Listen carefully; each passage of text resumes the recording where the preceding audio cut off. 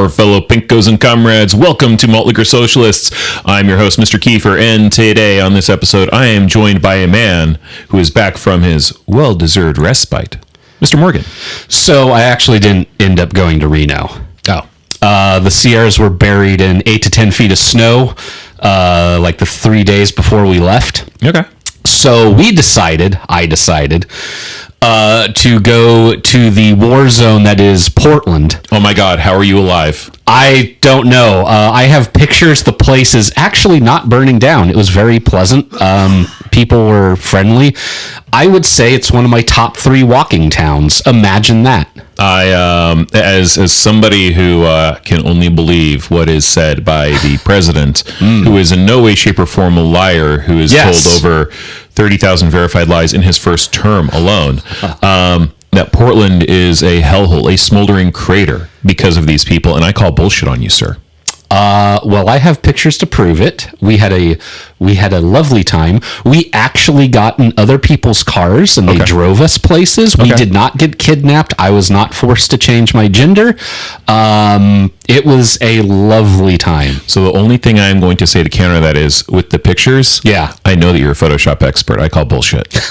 Anyways. Oh, sorry. I'm having fun with this. So, ladies and gentlemen, in this week's episode, we are going to briefly talk about and or acknowledge that we now have 2 new Josephine County commissioners selected by a board of elected officials. Yes. Then we want to shill a couple of articles, we want to shill an article in a local publication. And after that, we're going to do a little bit more shilling / providing some information on an up-and-coming on many local up-and-coming progressive events. And finally, we're going to get into the meat and potatoes of this week's episode. We are going to be going over some developments with with some Oregon legislation. Oh boy! And arguments that one particular representative from our area made for those bits of legislation. Oh no! Okay. So I do want to prep Mr. Morgan and the listener. There's a bit over 40 minutes of video to go over today. Okay, I'm ready. Hey, look, I got my little break. I'm back. Oh, no, that's not why I'm prepping you. The reason I'm prepping you is Mr. Morgan and I today, we have a bit of a hard time limit today that we might hit. Because today, Mr. Morgan is going to be one of several players in a campaign I am running, and I am going to be doing my damnedest to kill their characters brutally. Yeah, we're nerds. I think they know that. Yeah. Okay. So fingers crossed we make it all the way through today. Yep. Now, without further ado, let's get into our topics. Okay. So just right out the gate, the elected board of officials has selected 2 interim replacements for 2 called asshole county commissioners. Yeah. Our interim replacements are Gary Richardson and Colleen Martin. Now, Colleen, just for some background, ran against Barnett for this seat in 2024 for the commissioner election.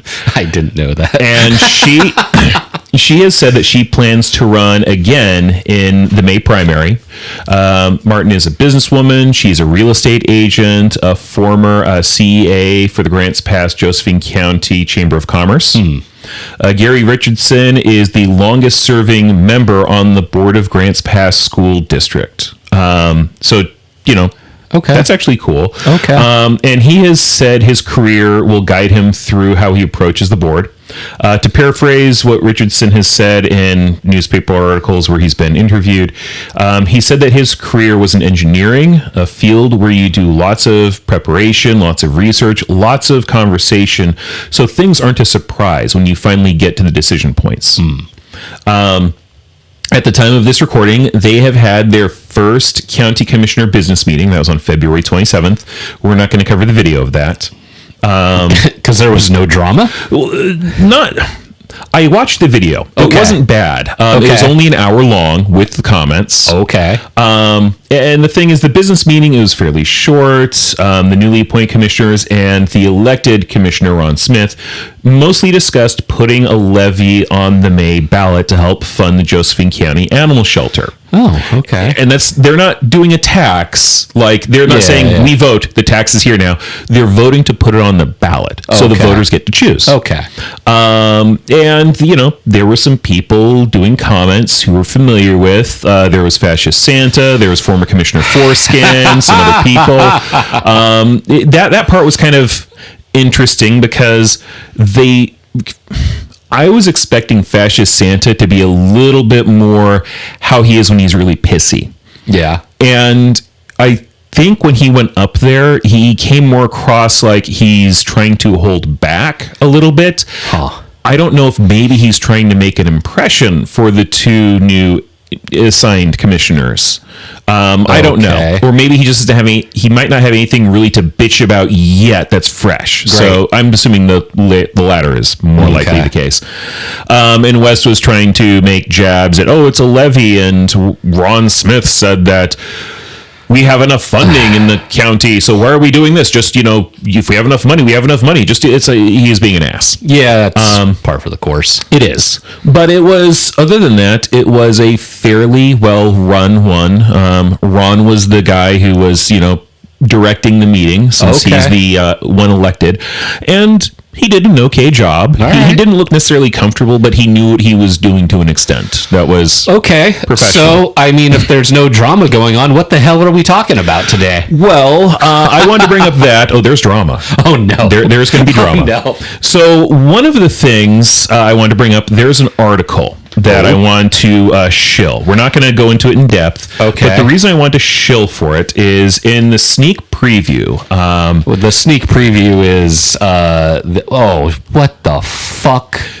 Former Commissioner Foreskin took out a full fucking page ad for him running for commissioner in the sneak preview, which is a Josephine County free publication. What is going on with his face? Ooh, I think that's probably the best picture he can get. I don't call him Commissioner Foreskin just because he's a dick. He is a dick. Shit. He literally looks like a wrinkled old foreskin. It's sad. Wow. So the reason I'm bringing this up, somebody made a point of this on a Signal chat group, and then they actually made a point of linking an article that I want to shill. And this is not a new article. Okay. This is an article from December 14th, 2024 from the Grants Pass Tribune, written by Jay Meredith, I believe. Okay. And it is titled Chronicles of False Statements by Josephine County Commissioner John West, Part 2. And I think it's important that we acknowledge this, and it's not a bad idea for people to go back and review this shit to remind themselves there's a reason why that asshole got recalled. Yeah. And that specific article goes into lies he told about the recall petition against him, and it breaks them down. And it does a very good job. I strongly encourage people, take a look at it, read it. Being informed is important. Yeah. Now, regarding progressive events. Yes. So we have, if we can get to this in a second. There we go. So the Josephine County Democrats group, they posted on their Facebook page March event schedule. Okay. Yep. So it's like, I strongly encourage people, check out their Facebook page, and if we're able to post this on video, there will also be video of their posts. March 7th, they have the first Saturday pop-up, Saturday from noon to 2. And from 2 to 5, they have Rogue Invisible Ice Watch training. And I actually, if you can make it to the pop-up, that's great. I strongly recommend make it to the Ice Watch training, because I don't necessarily think that ICE won't at some point come here. Yeah. And that is something I think is very important, because these are fascists. Yep. I'm not mincing words. I'm not being hyperbolic. These are fucking fascists. And it's not, we can't be violent against them at this point, nor do we want to be. At this juncture. Well, the thing is, I have no idea, because on one hand, it's like, you can't use violence with them, and you shouldn't have to. Right. And I'm hoping it's not going to escalate to the point on their end where violence is necessary. Because at that point, that's a civil goddamn war, and I do not want that. No. But I do recommend go to that on March 10th. There is a general business meeting on 129 Northwest E Street from 6:30 to 8:30 p.m.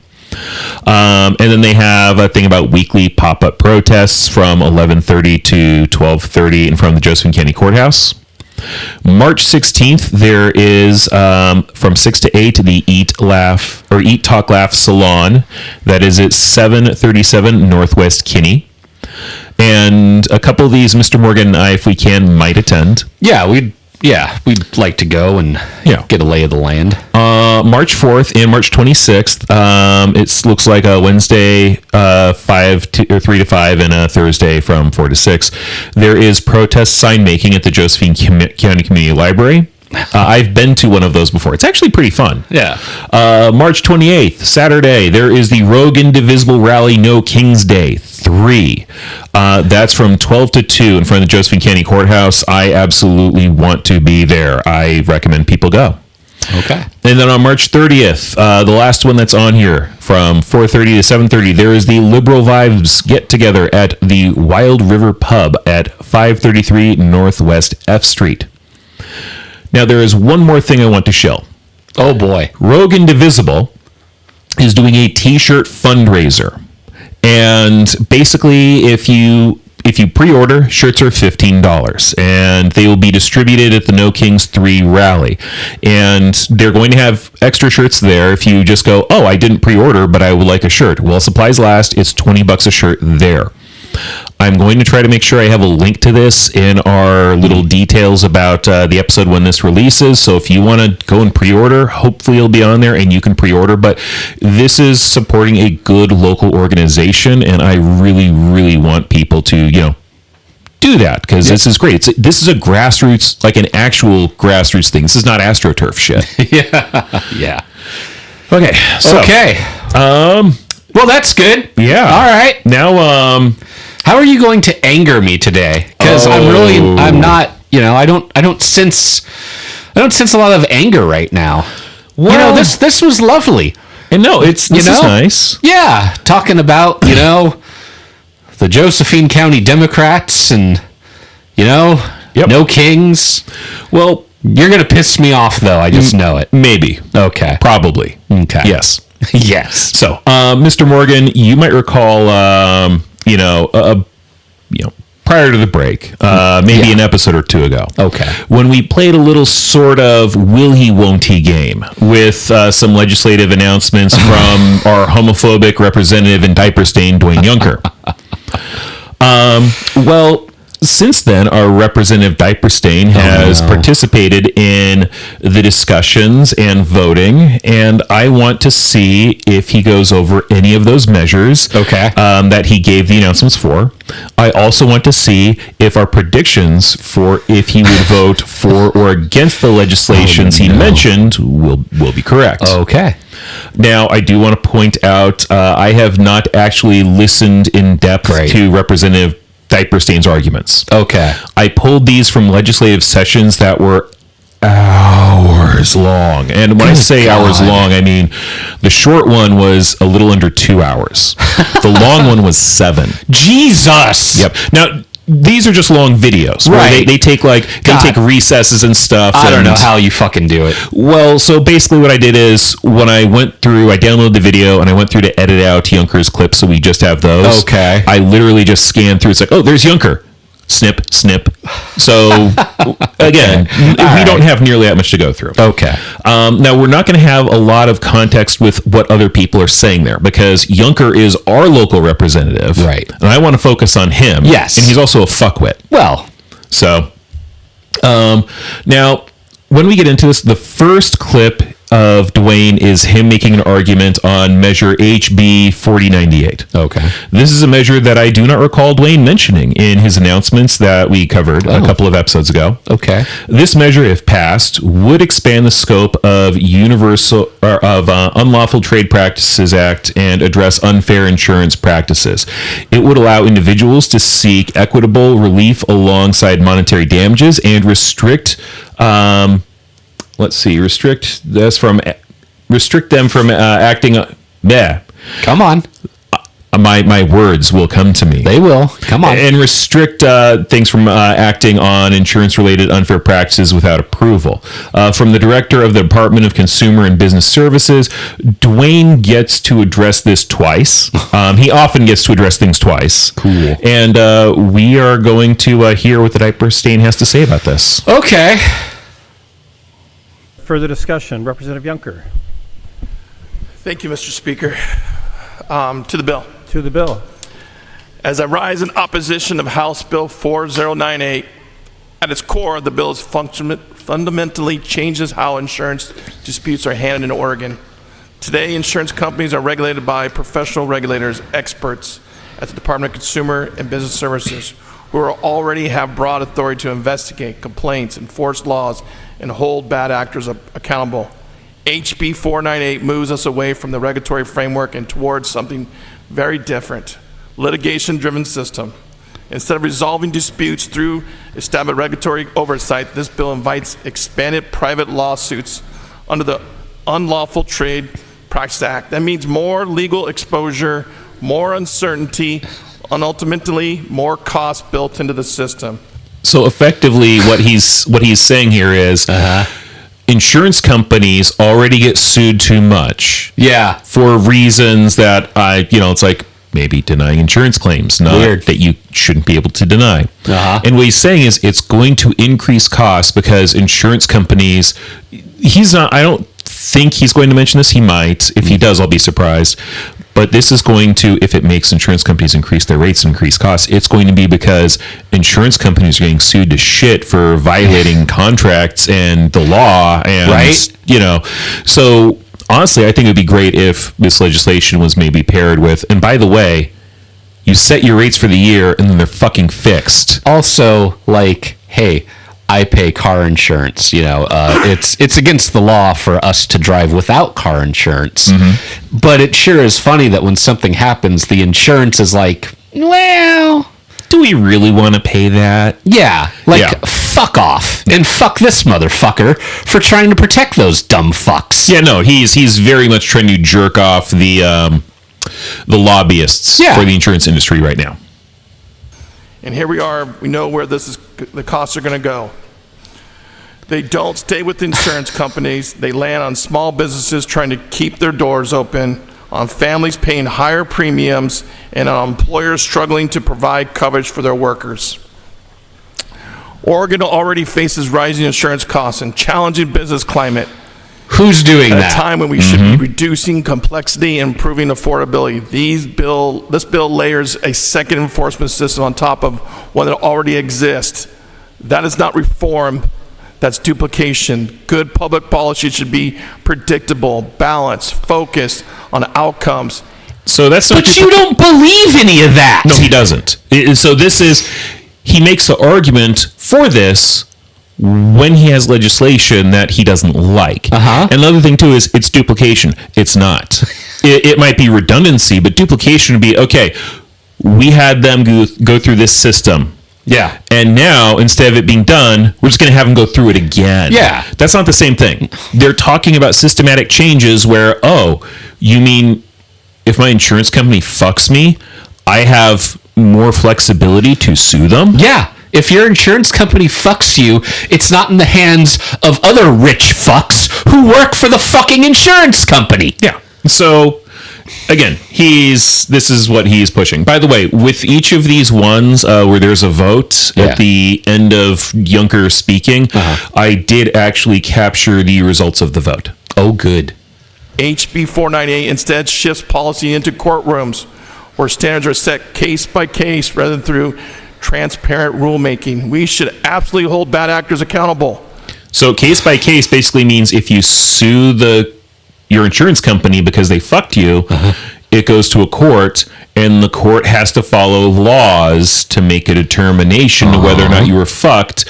That's what it's looking at. Yeah. It sounds like what he wants is, okay, no courts. There's just the bureaucracy. Yeah. You got fucked, you file a complaint, and we will look at and we will do a bureaucratic claim, and then no judges, no jury even. It's just we either yes or no. And I don't get the impression that he's really for Right. the little guy. And in that situation, it's the person with the money that's going to most of the time, yeah. buy off some people too. Yeah, no. So You know? the person with the money is the one who most likely is going to win that, regardless of whether or not Right. they actually did or did not fuck over the little guy. Boom. But accountability should be clear, consistent, and administered by regulators, not driven by expanded litigation incentives. The question before us is simple. Do we have more lawsuits, or do more lawsuits lower your costs or improve access to insurance in Oregon? I do not believe that. Yeah.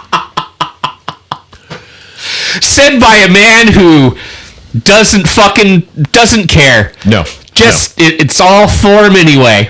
Fuck off. You can tell he's very passionate about this. Reading from his paper, Yeah. he is. Which he's having real hard time doing, by the way. I know it's Good fucking God. a little bit creepy there, and it's just don't worry. There's more. Can't This wait. bill was not ready to move forward, and promises from the Senate means it shouldn't have moved forward. For those reasons, I'm respectfully urging no vote for House Bill 4098. Thank you, Mr. Speaker. Okay. So then that was his initial one. Okay. Then other people said stuff. Okay. And then there's a go around again. Great. Second time in the queue, Representative Yunker. Thank you, Mr. Speaker. To the bill. To the bill. Well, this is not as crafted as my other speeches, but, I I don't My think his time other here, speeches were crafted you really always say, well. oh, this is going to help. And I just want to point to like the wildfire map, which was devastating to my district. Well, this was going to help things, but guess what? Insurance has doubled, tripled, because insurance is unintended consequences. People lost insurances. Yeah, no, insurance gets expensive because insurance in this country is for fucking profit. And he fucking protects them. He does. He absolutely does. But again, it's for fucking profit. So Yeah. there's an incentive for That's insurance companies why. to make money. Boo, there we go. So the easiest solution for this, which he is never going to push because he's Absolutely an idiot, not. is Yeah. hey, insurance can't be for profit. Uh-huh. It's either you're in it and you're a nonprofit and it's like you make enough to pay people, Yeah. or you make it universal fucking healthcare. Boom. Those resolve the issue. Yeah. Because of decisions made in this building. And some will say, well, that's not because of wildfire map, but I'm telling you, my people are upset about it. And as a member of the Economic Development Committee, and I have these conversations with someone that was just mentioned recently about Yeah. the bad business policies we do in this state. Boy, you should have crafted this motherfucker. And we work so hard in the Economic Development Committee to do good stuff. And I really, Good stuff like no what? offense, Yeah. it's my favorite committee, and people are probably surprised. Now here's the other thing that the fuck? backtracking a little bit. Yeah, okay. When he was going for like the fire map, and this is like a fire. One, no, it's fucking not. He is comparing apples to fucking stones. Yeah. There is they have mass. Great. I can't eat this one. I can eat the other one. I can throw them both, I guess. Yeah. Fuck, man. So yeah, he's doing a good job of floundering and trying to. He really is on this one. Yeah. This is pretty great. Yes, Mr. Wynn. I love that committee. I love the people in it. I have good conversations all day when we're in that committee. And then we do something like this. And it drives me crazy. Oh, it drives me And we're fucking pushing crazy. Businesses, and we're pushing people out of the state. And all the work we do in economic You know what development would drive people into the goes to state? waste. If there was 'Cause it doesn't universal, matter what we do in that committee. affordable, single Someone health else in care. that Yeah. committee So if I work is here hoarding and the jobs don't Oregonians pay great, and hoarding but I'm going to get businesses, insurance that's and going to guess be what? That covering means me and my family. My children Yeah. have to leave the state. That's a- my friends' that's a businesses fucking have to boon. leave the state Yep. because it's unaffordable anymore. Then there's no jobs. Yeah. Says the man in jobs, fucking no Congress. businesses, Yep. Fuck paying you. bills. The lights Yep. go off in this building. By the way, he's a real estate we agent. don't get paid to be here. All these employees in this building don't get paid. They have to have jobs. Government does not make income. It only takes. So here's the thing. Government doesn't make income That's whatever. bullshit. It's a bit of bullshit. Yeah. Government doesn't take. Government redistributes. Take would be the government going, hey, you got that lunch over there? Fuck it, it's mine. Yeah. Government doesn't do that. No. What government does is if you come to the party and you have a big fucking like bag full of goodies and you're trying to hoard it for yourself, government's going to go, okay, look, you can keep a lot of that shit. Yeah. But you need to take some of it and give it to other people. Right. And it's like, I don't trust you to do that, so I'm going to take I'm just going to take like a handful of this stuff, and it's like anybody else who comes in, if they don't have stuff, we're going to give it to them. Yeah. That's what government does. Yeah. And that's not necessarily bad. It can be really bad if it's done the wrong way, but generally it's a good, healthy thing to do because not everybody makes a fuck ton of money. Right. And the reason why I get so fucking angry is because this motherfucker wants to do the opposite of that, though. He stands up there and he's like, oh, yeah, hey, like, we shouldn't do this, we shouldn't do that. And it's like, you're protecting those people. You're protecting that person that comes in with the bag of goodies, and the other people in the room are like, hey, man, like, you want to share with the rest of the class? And this guy is like, no, that guy doesn't have to share. In fact, that guy's better than you. Yeah. Like, no, fuck off. Don't give me this bullshit. Yeah. It's insane. I hope we remember that every time we do something, it affects a business that makes money. Government does not make money. Fuck off! Okay. Now we went from income to money. And here's the thing. Yes, the government actually does make money. The government physically prints money, you dumb fuck. God! So, and again, businesses don't make money. Businesses create the circulation of money, of revenue, which again, the government also can do. Yeah. So he is talking out of his ass with the general hyper-capitalist talking points of the GOP. Yep. And I'm tired of taking from the people that make money here in this state. I want the Dutch brothers back. I want the Intel business, the people lost their jobs back. I want them to stop going to Arizona, Tennessee, Texas, Florida, wherever else. I like that, wherever else. Basically, he's just saying, look, they went somewhere else because they started here and they were saying they were all about the community. They support the area they're in. And then when it got to the point of like, look, I'm making an insane amount of money here. But I can make more of an insane amount of money over there. I'm going to go over there where I can make more of an insane amount of money because I'm sorry, Burisma was a fucking billionaire. Yeah. He got to be a billionaire here. Yeah. In this community. And then when it got to a point of like, okay, look, I'm still going to be a billionaire if I stay here. Yeah. But I'm going to be more of a billionaire if I go somewhere else. And that fucking asshole that's standing right there fucking supports that shit. Oh, yeah. No. The whole thing is like, he's very supportive of, look, if you want to go over there because you'll be more of a billionaire, go ahead and do that. Yeah. What he's doing right now is saying, look, these people are moving out jobs to elsewhere because we tax them too much. We don't tax them too fucking much. Yeah. We just allow them to live in a society where they can go, oh, you mean I can rip people off worse over there? Yeah, okay. Yeah, I'll do it. I want them to stay here.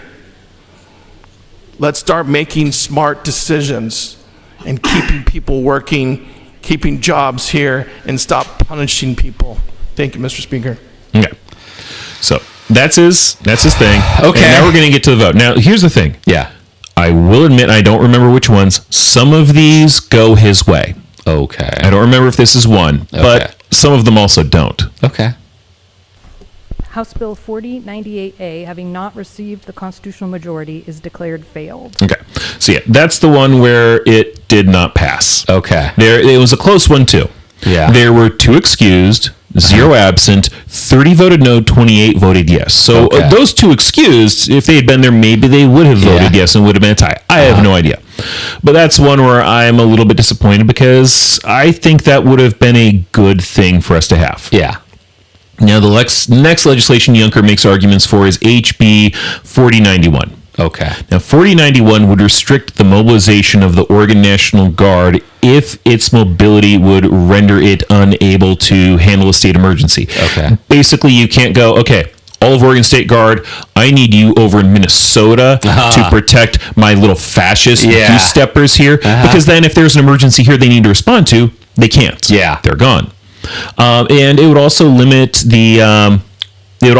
out-of-state military forces from entering Oregon without gubernatorial consent. Yeah. It also would prohibit using the Oregon National Guard for specific immigration enforcement while allowing for support logistics and surveillance, and declaring an emergency. So basically, National Guard in Oregon can't be used in Oregon to support the ICE fascists. Oh, okay. Thank you, Mr. Speaker. To the bill. To the bill. I rise in opposition to the House Bill 4114. Oh, did I get that? I must have missed that. Did I miss that? Uh-oh. Wait, did I? Oh, yep, I did. Sorry. That's going to be the next one. Edit this out. No, I refuse. Damn. Anyways, sorry. This one is of Yunker making an argument for his position on 4114. The next one is the one where it's going to be talking about mobilization of Oregon National Guard.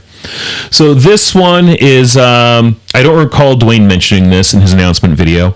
This measure essentially is saying that a person can sue a person who, under the color of the law, comes in property without a warrant in exception. Okay. So basically, this one still relates to ICE.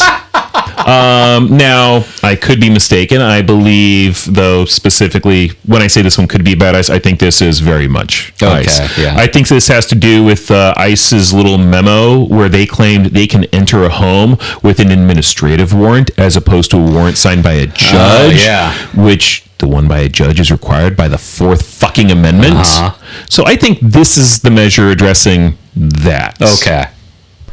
At its core, this bill asks a very simple and very dangerous question.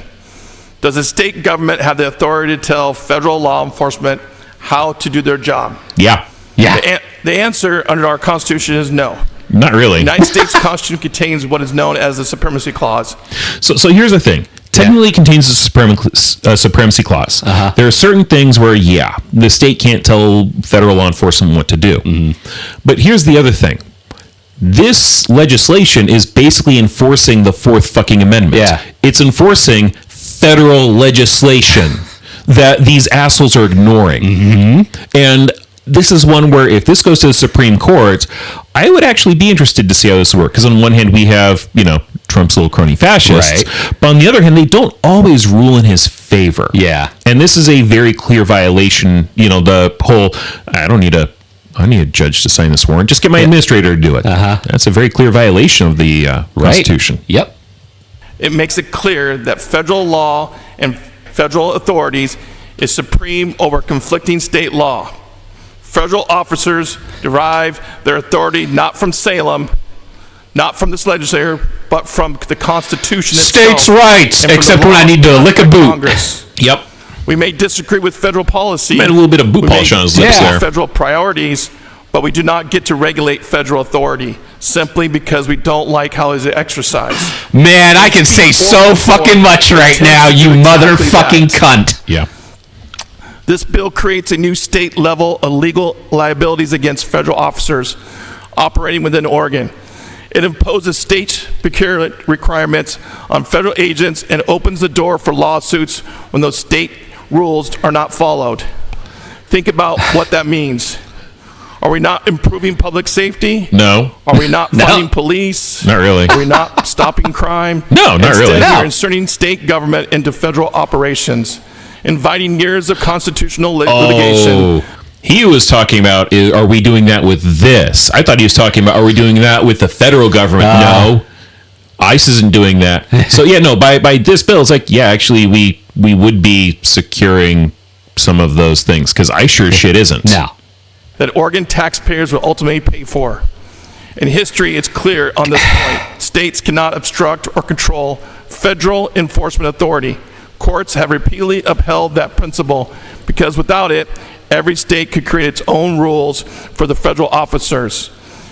Imagine 50 can. different standards governing FBI agents, DEA operations, or task force. That's not how it works. pursuing That's drug not how it ever traffickers worked. across It's the not. state lines. No. That is not federalism. That is chaos. No. This bill also carries real. Yeah, no. Okay. I can't say this enough. I fucking hate these motherfuckers. Yeah. Because and it's just like I said a few minutes before. These fuckers will shout and bark to the fucking moon about how states need to have their rights. We need to have our rights. We need to be able to do things. But as soon as one of their fascist fucking cronies gets in charge, all of a sudden that just fucking evaporates. Oh, yeah. I fucking hate them. Rules for thee, not for me. Right. And then when a dim gets in and tries to do the opposite, they lose their fucking minds, even though they're the fucks that started it in the fucking first place. Yeah. I'm sorry. I want them to be all fed to hammerhead sharks. Why hammerhead? Because I like hammerheads. That's good. They're, That's good. you know, they're kind cool. of, they're cool. Yeah. I don't know. I have no words for this. My rage is just immense when it comes to this shit. No, it is, and it should be. Yeah. It absolutely should be. This is a huge what the fuck shit, because I'm sorry. The whole thing, what was it, when there were even federal regulations for it. There were federal suggestions Yeah. during the pandemic under Biden. So it's like when it was under Bush, all these little guys, okay, yeah, no, we need to wear masks, social distance, and as soon as Biden gets in, it's the same stuff. It's like, still wear masks, social distance, do the vaccine. I'll go one step fucking further. Okay. Abortion in this country was federal. Yeah. These motherfuckers, that motherfucker was totally for, oh no, we gotta states' rights. We gotta overturn this. We gotta do our own thing. Yeah. Okay. None of what you say fucking matters anymore to me. I think you should be thrown into the fucking sun or fed to hammerhead sharks. That would solve a lot of fucking problems in this country. Now, I do have to ask. Yeah. Do these sharks have freaking laser beams attached to their foreheads? They might. Okay, I'm cool with that. Why can't people in this country fucking see it for what it fucking is? There's a lot of stuff there. As I know. As we mentioned a lot, I think you do have a lot of low information voters, and that's a blend of people who really are stupid, but you also have people who they don't have the time to pay attention to this shit. And it's frustrating because if they don't have enough time to pay attention to this shit, when it gets the media spin, if they happen to be, in an area where it's like, I only get Fox News on my antennae there, well, congrats, you're only exposed to that shit. And that's exactly why he is for the big businesses. Yep. Because the big business is going to say, well, hey, you got to work 60 hours this week. And then when you get home, you're tired. You don't want to fucking turn on the news. Mm-hmm. And you don't pay attention to this shit. Yep. That's it. That's it right there. It's a lot easier to keep under your thumb a population that is worked to exhaustion. Yep. So let's continue. Great. World consequences. Federal, state, and local law enforcement work together every single day to combat fentanyl trafficking, human trafficking, organized crime, and violent offenders. Joint task force depend on cooperation and clarity of authority. Bullshit. Hey, let's release the Epstein files some more. Let's talk about that. It chills. It'd be nice. It'd be nice. Officers must can't do that though because all your friends are on the list. Attached to a federal authority actions. Being fair, hesitation replaces this action. is state legislation. I know. Nothing about it's about the Epstein I know. files. Make communities safer. True. Supporters say this bill is about accountability, but accountability already exists. No, it doesn't. Federal officers are subject to federal courts. You had 2 U.S. citizens fucking murdered by these people on camera. Yeah. On camera. Yeah. There is no question. You have all these people who will look at the videos and go, oh, no, they deserved it. She was going to run him over, or he was reaching for his weapon. It's like, no. Nope. For those very few clips where they're blurry from a specific angle and you can conjecture, it's like, that's not conclusive. But you look at all the other clips and it's like, yeah, no, she wasn't turning towards him. He was reaching for his gun before she started even moving the car. And yeah, no, he wasn't reaching for his gun. His gun was fucking disarmed off of him. He had no gun. Yep. There has been no legislative process, there has been no legal process to take these fuckers into account for that. Right.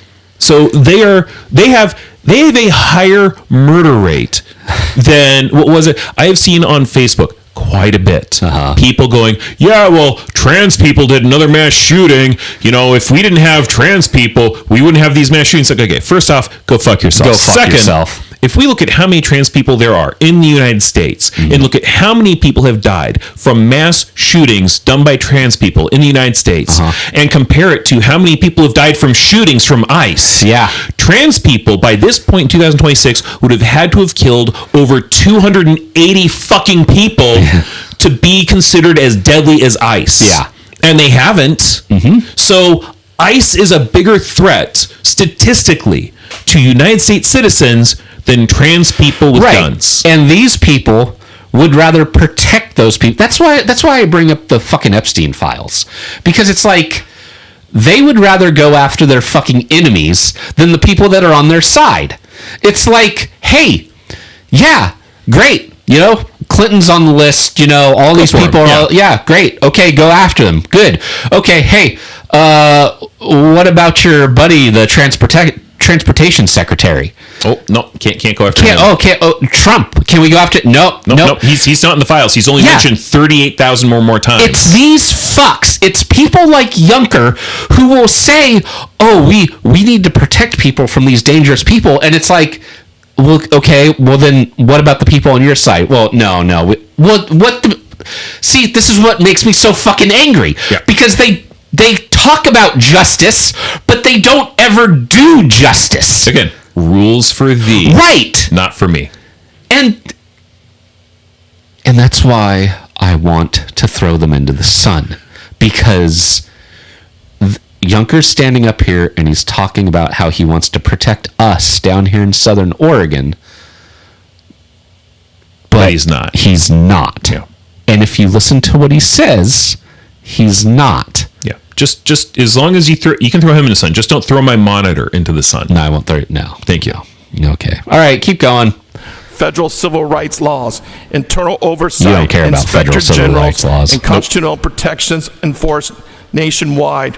What this bill creates is not accountability; it is a duplication and conflict. He really likes Singly duplication. wrapping it- I think he learned that word this week. In his That's a duplication. Duplication. This legislation is placing Oregon into a constitutional fight we are unlikely to win.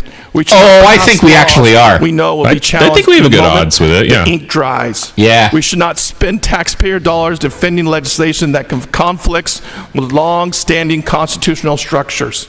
States have important powers, but those powers have limits. Our oath is not Here's to an issue with extend this. authority beyond those limits. Our oath is to uphold the Constitution. Let's talk about The abortion. entire Constitution. Let's see your whole fucking argument crumble once we start talking about abortion. It would be nice. Yeah. I don't know if they get to that kind of legislation today or for the sake of public safety cooperation and for the sake of Oregon taxpayer, I urge a no vote. Thank you, Mr. Speaker. Fuck you, Representative. you. Second time in the Yep. queue, Representative Second time. Yunker. Fuck. We got to listen to him twice. Yep. Because this is kind of a common thing. They Yeah. make comments, Speaker. and then they get a second. I was thinking about I one of doubt my it. colleagues on the other side were talking about safety. Safety of children, safety in homes. And then I just read, where a TDA member was just arrested recently for sex trafficking. And I'm thinking about safety. Is sex trafficking in our community safety? Is drug dealing safety, fentanyl dealing safety? So effectively what he's doing is the very few instances where ICE actually does catch a rapist or a human trafficker or a drug trafficker or whatever. He's touting that as, see, this is what they're doing. Not a matter of, oh yeah, no, ICE, they're going to the Home Depot parking lot and they're getting the people who just do general work, or they're getting our neighbors, or they're breaking into people's homes without fucking warrants to pull them out in the middle of the night. So he's basically taking what is probably less than 2% of the general ICE arrest or harassment that ICE does. Oh, yeah. And he's pretending, guys, come on. This is what ICE does. ICE is the bastion of keeping us safe. No, they're not. Yeah. This would be the equivalent of, oh, you mean the Nazis in 1930s Germany? They managed to arrest somebody who actually was a violent criminal? Oh, cool. Yeah, they're not killing the Jews. It's more likely in this country right now that a Republican senator would be more of a sex offender than the trans person down the street. Or the person that ICE arrests. Right. Much more likely. Yeah. So, hooray. Maybe ICE should go to Washington, D.C. and check out the White House there. Rape of children and stuff when I visited the border here about 2 years ago. And there was a few of my colleagues on the other side that voted for the minority report. And I just hope that someday we can come to this agreement that there is some really bad people that came to our country to do really bad stuff. That doesn't mean that... What about people in this country that do bad stuff? About getting people. What about people who came to this country, who make up the vast majority of people who came to this country, who don't do bad stuff?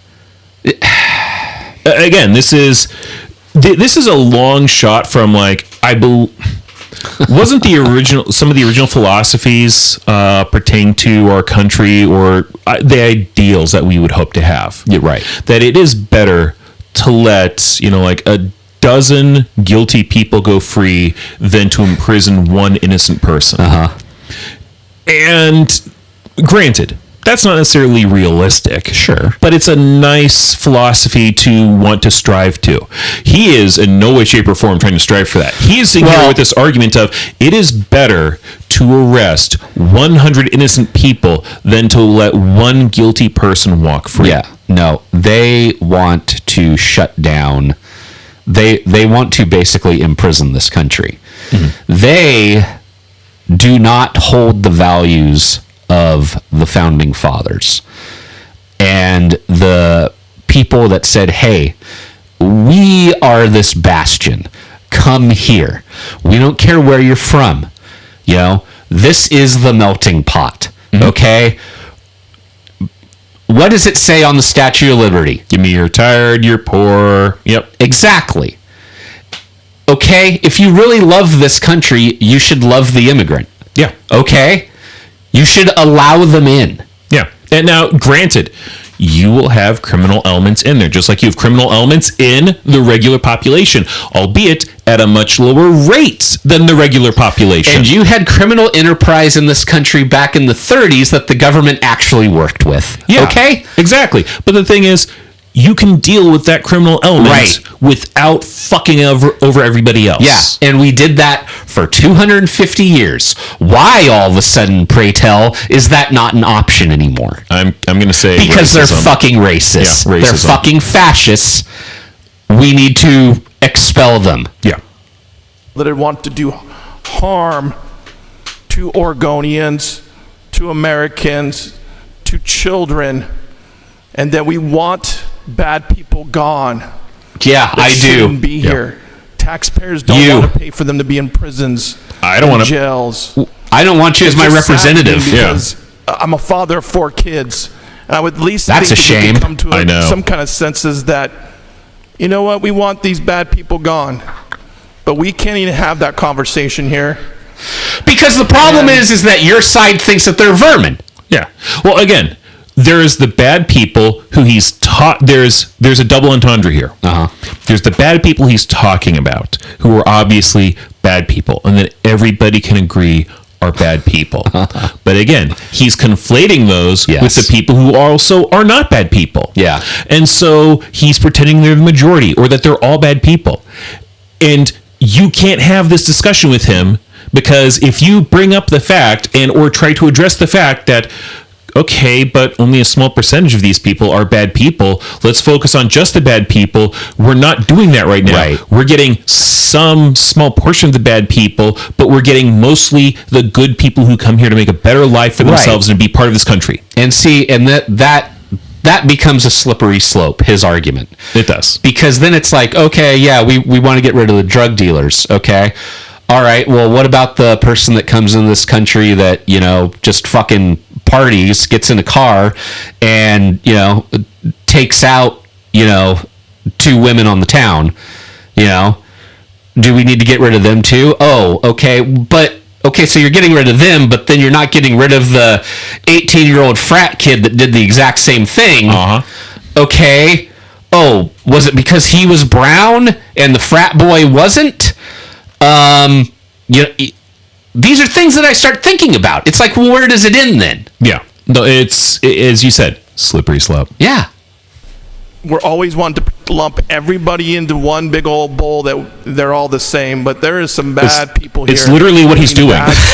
He's lumping them all into one bowl if they're bad. Holy shit. And I would say, no, we want safety in our communities. If you're doing bad stuff, you're gone. You're raping women, gone. You're sexually abusing children, you're gone. You're doing harm to our community, you're gone. But no, we have okay. You're doing harm. What harm?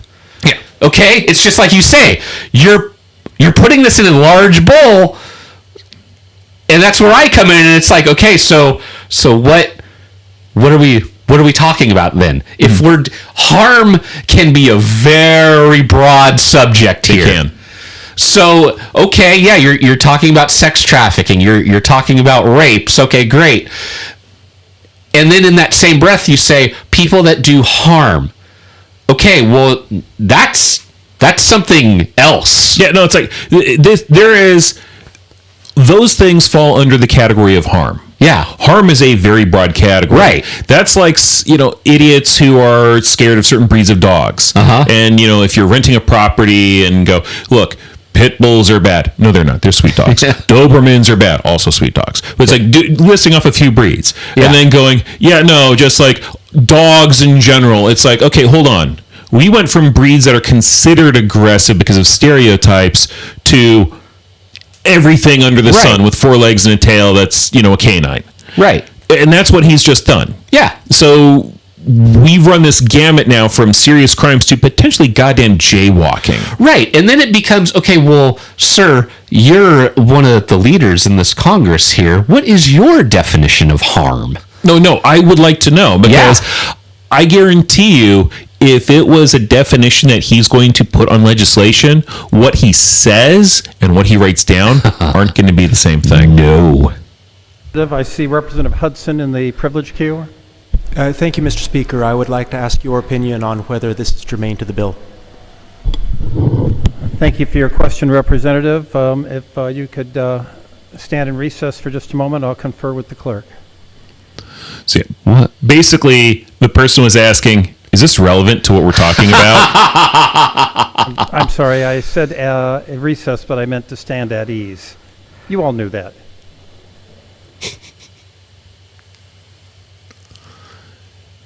Discuss, sidebar, discuss. Come on. Blah, blah, blah. Let's go fast forward a little. Come on. Fast forward a little bit more. So long. Okay. Okay. The House will come to order. Representative, thank you for the question you've raised. I would say that there is a broader context here, and as we discuss this bill, if we do tend to consider some things that seem to be outside the specifics of the legislation, it's important to bring that conversation back to the specific legislation, and I'm going to give the representative an opportunity to do that, but I would caution everybody in this important debate that it's important that we remain germane. Basically, make your case for what you're saying actually relates to the bill. Right. Again, and we'll be pleased to continue hearing from you. Well, thank you. I'll just finish up. I think everybody's got my point, and we know where this vote's going. Holy shit. What? I just think that some people, I think that for their conversations open to ideas, and hopefully we can bring this back in 2027 and think about the broader issue of safety in our communities. Thank you, Mr. Speaker. So basically, you just admitted what you were saying had no fucking relevance. Yeah, no. It's like this whole thing, somebody calls bullshit, like, what's the relevance to this specific bill? And then he's given the opportunity to explain the relevance, and his response, yeah, I don't want to do that. Instead, I was like, I'm done. I've said enough. That's hilarious, because the entire time I was sitting here just getting mad at him, I too kind of forgot what we were doing. And then when that was brought up, I was like, oh yeah, wait a minute, we were talking about a bill, weren't we? Yeah, no, it's like, that had nothing to do really with the bill. That was going broad shit. It was fear tactic bullshit. Holy shit. By the way, on this bill. Thank you for the discussion this afternoon, colleagues, and thank you in particular for your participation. House Bill 4114A, having received the constitutional majority, is declared passed. Oh, good. 36 yay, 4 nay, including diaper stain there. 3 excused. Yeah, no, there was, that one passed overwhelmingly. Okay. Wow, what a chode. Now, next, I think, I'm hoping. Boy, I hope so. I know. Man, you have a script and everything. I know. And the problem is sometimes I lose track. Okay. So, but the next one we're getting into, I believe, was the 4091. So, I'm not going to recap what that was. That was the, other than Oregon National Guard mobilization stuff. Right, okay. Thunk. Thunk. Further discussion, Representative Yunker. Yep, there we go. 4091. Thank you, Mr. Speaker. To the bill. To the bill. To the bill. To the I rise bill. today not only as a legislator, but as a veteran who swore an oath not to the party, not to the governor, and not to a Except you political have kind of movement, sworn an oath to the the party. Constitution of the United States. And that's what I veered off a little bit of my speech here, because it seems like people keep throwing out there how long they spent, and I spent 21 years. 11 of that was active duty with the National Guard. Cool. Eat a I dick. think I have a little bit of knowledge of what the National Guard does. I'm even my friends on the other side. And then I spent some time in some other branches, and of course I did riot control training and stuff like that. But let me continue my speech. Great. Oath matters when debate on House Bill 4091. At its core, this bill attempts to place state-level restrictions on how the Oregon National Guard may be mobilized when operating under federal authority. While supporters may frame this as protecting state sovereignty, the 'Cause it is. reality It is is. far more constitutionally troubling. The United States Constitution is clear. Under Article 1 and Article 2 of the federal government, through Congress and the President, holds the authority over the armed forces and the calling forth of the militia for national purposes. Yeah, for national Once the purposes. A national purpose is not, hey, my fascists are going to this one area to do fascist shit, and the locals don't like it, and they're protesting. We need National Guard over there to stop them from protesting. Yeah. That's not it. The first case, I believe, of the militias, because National Guard is, what replaced militias. Yeah. But the first instance of well-regulated militias actually going in to combat, the public was under President Washington. Yeah. That was the Whiskey Revolt. Whiskey Rebellion. Sir. Whiskey Rebellion. Yeah. Sorry. I knew it started with an R. So, but that was the whole thing of like, they had taxes. The taxes were fairly passed. The people decided not to pay the taxes and were violently resisting. We're not talking about protesting. Yeah. We're not talking about protesting something that is not technically legal under our Constitution. We're talking about just like not paying taxes that they're supposed to pay. That is a very different situation from this. Yes. And in the regards where the federal government doesn't really have a standing to use the National Guard for like an actual emergency, the federal government shouldn't be able to. Right. Our members are activated under Title 10 federal status. They are no longer operating primarily as a state force. They are part of the United States Armed Forces. HB 4091 tries to draw lines that the Constitution does not allow states to draw. God, deep throat that boot. This bill prohibits states officials from facilitating or coordinating Guard mobilizations for certain federal missions, including law enforcement or immigration enforcement roles. But here's the constitutional problem. A state cannot selectively obstruct lawful federal military operations. So, one, Yeah. That's not an issue because the National Guard is not law enforcement. Right. The National Guard is not there to just have law enforcement be protected. Right. The National Guard is there for emergencies. Yes. And the National Guard is there for, like, again, if there was an open revolt and people were fucking rioting, like the whole, like if Portland actually was burning, Yeah. then yeah, National Guard, yeah, that's a national emergency. That's what you have it for. Sure. But because ICE is having people say mean things to them, and when they're driving around looking for things without warrants and whatnot, and people are going, oh, cool, let's harass them. That's not a national emergency. Nope. That's not a reason for the National Guard to get involved. Yeah. Because legislatures disagree with federal policy. That runs directly into the supremacy clause of the Constitution, which makes federal law the supreme law of the land. I think you've covered this before Our already National in Guard this exists episode. to serve both the state Yeah. and the nation guardsmen to do. Weird how when their team's in power, they're just all for the federal law. They Just support based on deep-throating the political boot. preferences in Salem. Neither should we. This bill risks creating confusion and command authority, hesitation Does during it? mobilization. I don't think it does. and potential conflict between state law and federal law.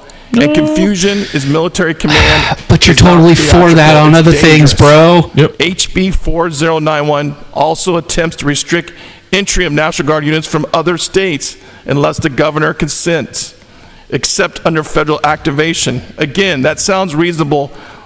There's a reason why it sounds reasonable.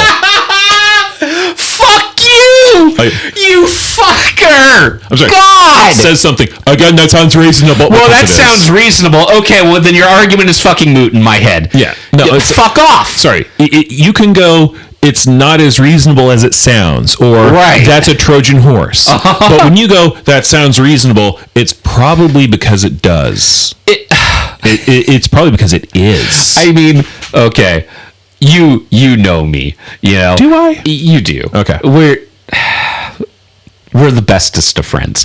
Anyway, when someone says like okay, that one time that we were on the street and we were having that argument with that fucking one MAGA idiot and everything, okay.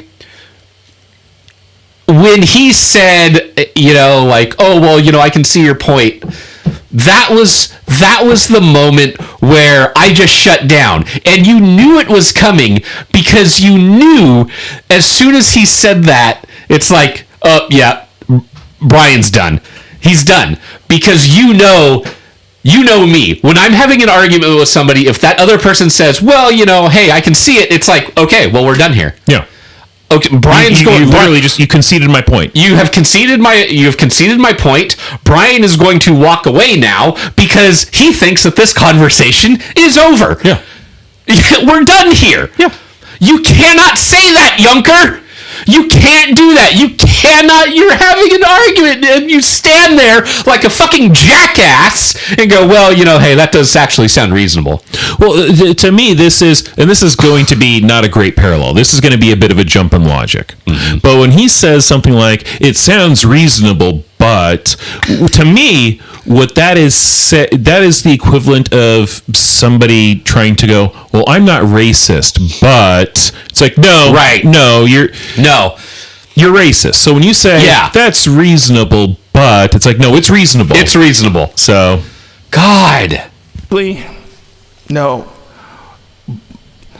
It raises serious concerns. Interstate military cooperation. I love how he had to think there for a second. I think he lost track of where he was on his script. Nullify or conditional federal military operation through state statute. We should be strengthening readiness, not inserting political barriers into military response structures. But you do. Fuck. It's not about Fuck. immigration policy.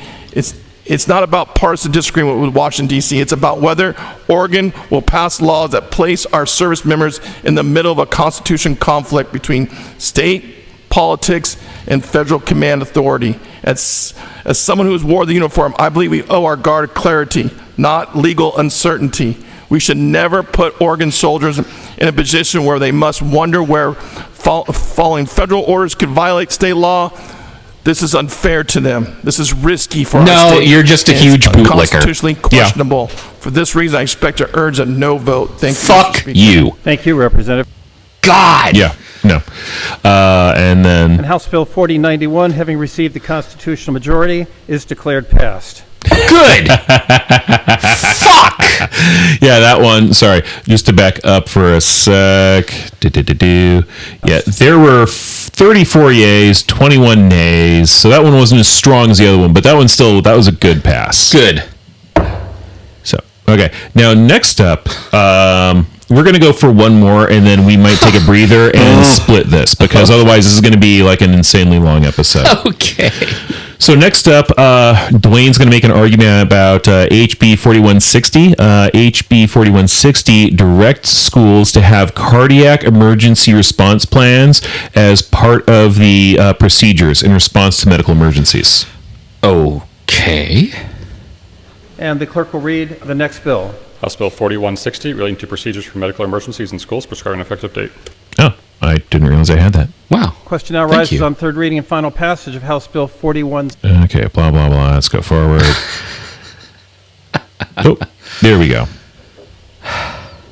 Sorry, Mr. Speaker. I think you're waiting for me. So he's the first one on Thank you, there. That's why I Representative. I'm didn't sure it was an important call. Wow. It was actually a really important call.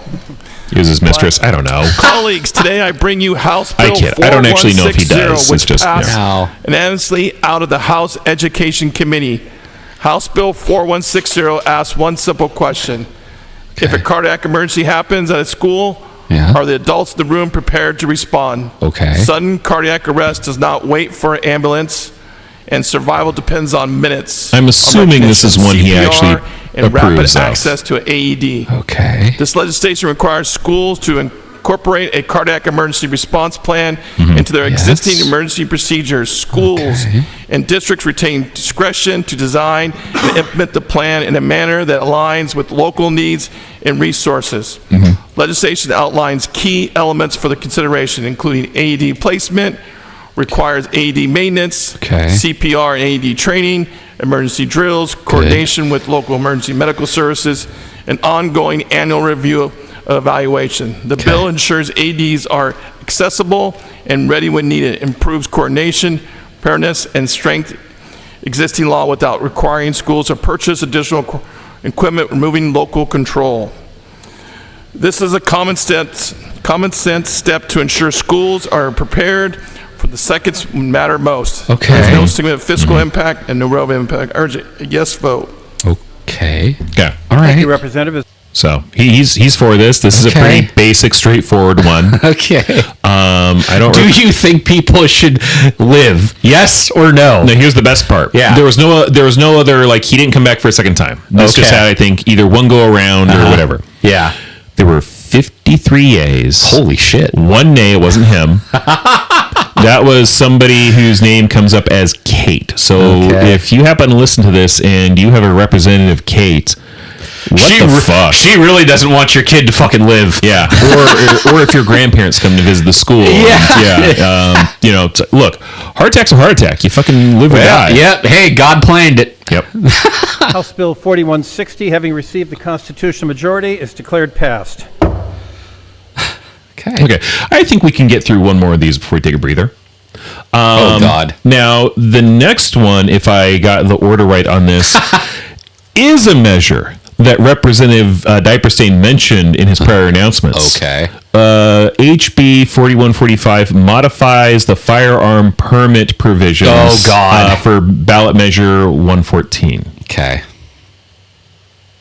Is there further discussion? Representative Yunker. Oh, weird. Third reading of bill. Okay, again, remember, I didn't actually go through and listen to these. So I thought they voted on it and that was done. Apparently, this is still back about the cardiac stuff for What? some reason. A second reading. Wait. This is the third reading. Third reading, yeah. So I don't know what's going on. Oh, my God, John. Hey, Do Thank you, Madam better. Speaker, to the bill. I'm sorry. I rise today as a legislator and a veteran who spent 21 years in uniform defending the Constitution of the United States. Oh, yeah, this is on a different day now because Oh, he's God. wearing a different suit. Oh, God. I have to say plainly, we are seeing today is not public safety policy, It is a majority party overreach. House Bill 4145 is the latest example of a troubling pattern in this building. Okay, hold on. 4145. Where did that one go? Oh my gosh. I missed it. Out of the hours of shit that I had to snip from, I missed this one for the script. Oh my God. Do we still listen to it and say fuck it? What are we talking about? I don't know. 4145. I don't have this on my script. I swear I looked it up, and I guess I missed putting it in. Hold on. Oh, no. Wait. Yeah, this is the one about the firearm permits. Okay. I'm tired. Wow. When the courts slow down an agenda, when Oregonians push back, when constitutional questions arise, the majority doesn't reconsider, they regroup, they rewrite, and they push the same policy forward anyway. That is exactly what this bill is. And that's what you do Measure too. 114 could not survive implementation. It ran into constitutional challenges. Law enforcement said it was unworkable. Counties said they lack resources. So instead of admitting the policy was flawed, this majority under Governor Kotek's political agenda is attempting to force it back into existence through legislative maneuvering. Didn't we vote on this shit, like, literally on ballots? Yeah. And then we voted to pass it? Uh-huh. And now these cucks of the gun lobbyists are trying to do a take backsies? Yeah. Okay. Not because it works, not because backing down is not allowed in one-party rule. Let's be clear about who this bill targets. Not violent criminals, not repeat offenders, not the people driving the crime crisis in Oregon today. It targets law-abiding citizens. It tells Oregonians they must now ask government permission before exercising their constitutional rights. I just hate. Pay a fee. I wait really months, hate how submit these to assholes talk bureaucracy, out of both and sides of their hope mouth. Government approves. They're very good at it. I served 21 years defending freedoms that Americans possess by birth, not freedoms issued by the state of Oregon. But here we are again. They will go after people so hard, even if they are law-abiding citizens. Mm-hmm. We've seen it. Yeah. We've seen it in the national media. We've seen how they're like, well, he could have been, even though he was a law-abiding citizen. And then they just... I think why I'm so mad is because it's just so scattershot. It's like just blasting a shotgun at the problem and hoping that maybe it'll work out. It's Trump throwing ketchup on the walls. Right. It irritates me because it's just like we need to go after these people, but we don't need to go after these other people, but we do need to go after these people. And, even if they're law-abiding, we're trying to protect law-abiding citizens, but, hey, we got to keep an eye out on it's exhausting. It is. It is absolutely exhausting. And that's part of the strategy. Well, right. I get that. I don't know. Let's just keep going. Okay. Trudging through. Yeah. God. Watching the majority expand government authority while shrinking individual liberty. And this is in one bill. We watch votes pressure behind closed doors. Oh, we watch policy written after public opposition. We watch Salem ignore rule Oregon again and again. This is not collaboration. This is control. Under Governor Kotek and the supermajority, disagreement is threatened and obstruction. Constitutional concerns is dismissed as politics, and rural Oregonians are okay. Again, pause it. So he's mad about it on a state level, but when it comes to a fucking national level, that's exactly what he wants. Yeah. How do people not fucking see that? You're cheering for your team. Yeah. It doesn't matter that your team is violating the rules, is cheating. What matters is that your team is winning. Mm-hmm. And that's the focus here. We're winning, but right now this thing is like rules that we don't want because it's going to make it harder for us to, keep winning the way we want. Yeah. So I'm going to bitch, piss, and moan about that, even if the majority of players in this game say, okay, well, we're going to change these rules. So, yeah, that's effectively what he's doing here. HB 415 sends a dangerous message that when voters hesitate, government pushes harder. When courts question, But the voters voted for that. Holy shit. And when citizens resist, government adds permits, fees, and delays. This is not how constitutional government is It went supposed to to work. the ballot. Wow. Public And safety should mean going the after voters criminals, of Oregon not building new voted bureaucracy for to regulate 114. responsible citizens. And Oregonians are starting to see the pattern. The rising crime. They see the economics decline, and they see families struggling. Okay, hold on. Jesus fucking Christ. So the rising crime, even though crime has been declining yeah. under Trump, which also the decline started under President Biden, the economy is doing terrible, except on the national level, it's doing great, which again, it started recovering under Biden. The Dow is 50 thou. Jesus Christ. God. So yeah, this is, again, it's fear-mongering. Yeah. And instead of solutions, Salem delivers more control. Madam Speaker, I did not spend 21 years defending the nation so that constitutional rights could be slowly negotiated away by political... Wow, then you should really be against Trump and his cronies. I know. Rights are not granted by governors. They are not managed by supermajorities, and they're not required permission from Salem. So today I vote fucking no, hate these because people. Freedom does not belong to the majority party. It belongs to the people. Thank you. Fuck off. Thank you, Representatives. Oh, and I believe he's coming back. Oh, Or is my he? Let's see. fucking God. The motion, So yeah, this is the one where it failed.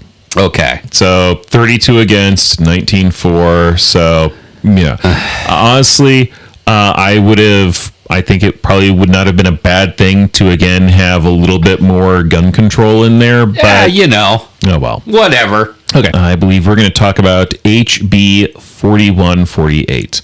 Now, if this one passes, it would allow net local transient lodging tax revenue to be used for resiliency programs for small businesses in the restaurant and lodging industry. Basically, it's a tax that's levied on, oh gosh, was it like temporary residents, so hotels, campgrounds, like people who are transient. They come in, they don't spend a long time. Okay. Taxes on that to do things, and they're looking at potentially using some of that money, I think, to help help small businesses. Okay. I think All right. this was a bit of a weird one. Okay. And as before, I didn't actually listen to Yunker's responses for these. Okay. So let's get into this shit. Okay.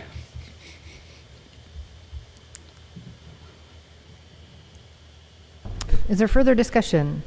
Oh. Second time in the queue, Representative Yunker. Oh, cool.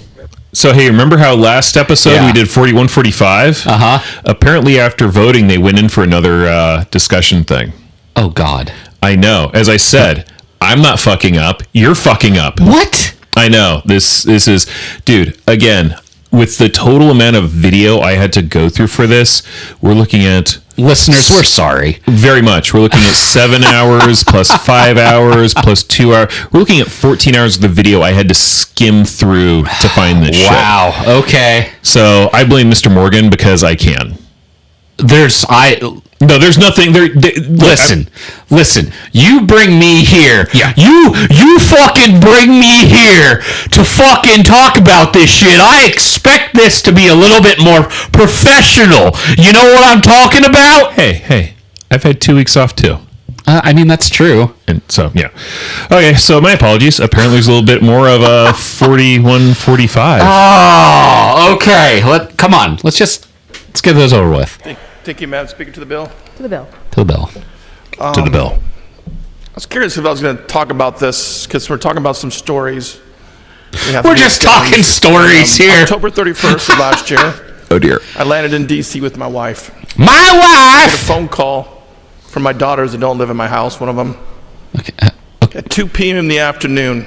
Now, my youngest daughter is Okay. 19 years old. Okay. What are we So there's a man in the backyard with Oh. a gun What? trying to get in my house. What? I look on my cameras and I could see the man I call with a bullshit, gun maybe. I don't... trying to go to every door to get into both my daughters. Now, I have guns. Okay, I have questions. What? I have questions. So now I'm assuming that this is something that just joking aside, I'm assuming this is something that is from his actual experience instead of I am relating the story that somebody else had. It sounds like, well, no, he said his house, his daughter's called. So I'm assuming that's the case. So first, couple questions. One, this person is going from door to door in the backyard. How many doors do you have in your backyard? Because if it's more than 2, you're paid too fucking much. Well, yes. The next question is, he's talking about this guy had a gun. Was he waving the gun? Did he have his gun in his hand and just okay, left hand, I'm knocking on the door. Right hand, my gun is up in the air so people are clearly aware that I have a gun. Yeah. And if that's not the case, what kind of high-def cameras does this guy have in his backyard where he can tell if somebody's carrying a holster?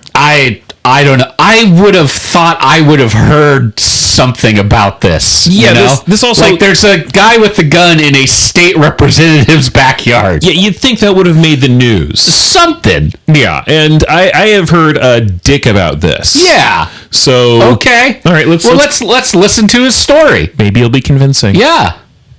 But guess what? Yeah. There's a law that requires my guns to be locked up because this legislator, this building, passed a bill, Senate Bill 554. Okay, so just for clarification. Okay.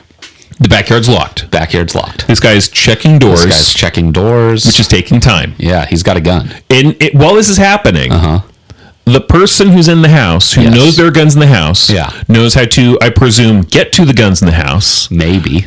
Well, in theory, he does seem like the kind of person who's okay, and by the way, sweetie, this is how you get into the gun cabinet in case you need to. Maybe. This is where the ammunition's stored. Okay. So during the process of the telling of this story, I'm assuming that it's a little bit truncated, and it's taking less time to tell it than it is for what actually happened. Sure. In the time he's taken to take this, his daughter could have easily gone in, opened up the gun case. She's 19. She's 19. Yeah. Yeah, she's not 7. Yeah. She's 19. In theory, they know how to work a key or a padlock. Or something. Yeah. Yeah. So I'm presuming by this time she's had time to, I'm going to go into the gun case. I am going to pick out the firearm of my choice. Because he also strikes me as the kind of guy who has a collection. He did say he has guns in the house. Yeah. So I'm going to pick the gun of my choice. I am going to load it. I am going to make sure that Desert Eagle.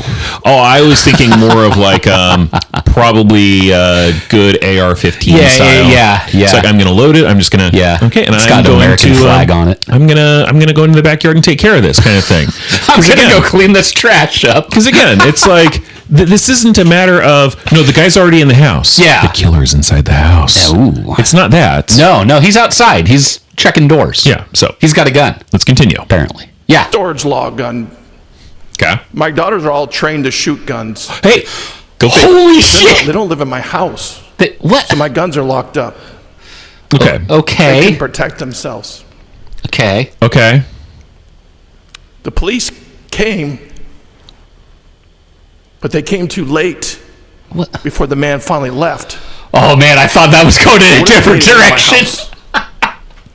We'd have a different story today. That a man with a gun tried to break into my house, and here we are. My daughters can't protect them. Okay, so first, this is very, very simple to resolve. For your gun case, get one that has a combination lock. Yeah. And make sure your children, who come to your house, know the combination in case they need it. Right.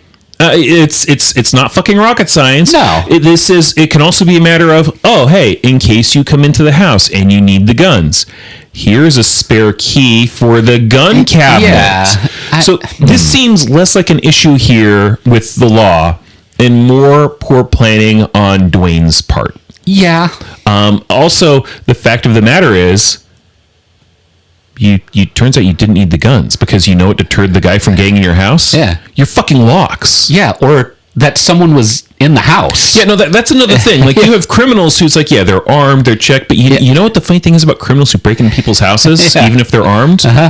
They tend to want to be there when you're not. Yeah. So if somebody's there, a lot of times it's not worth the hassle, fuck it, I'm leaving. Right. So he seems to be getting emotional over something where it's like, okay, yeah, no, this was scary. And the cops were late. They didn't find the guy.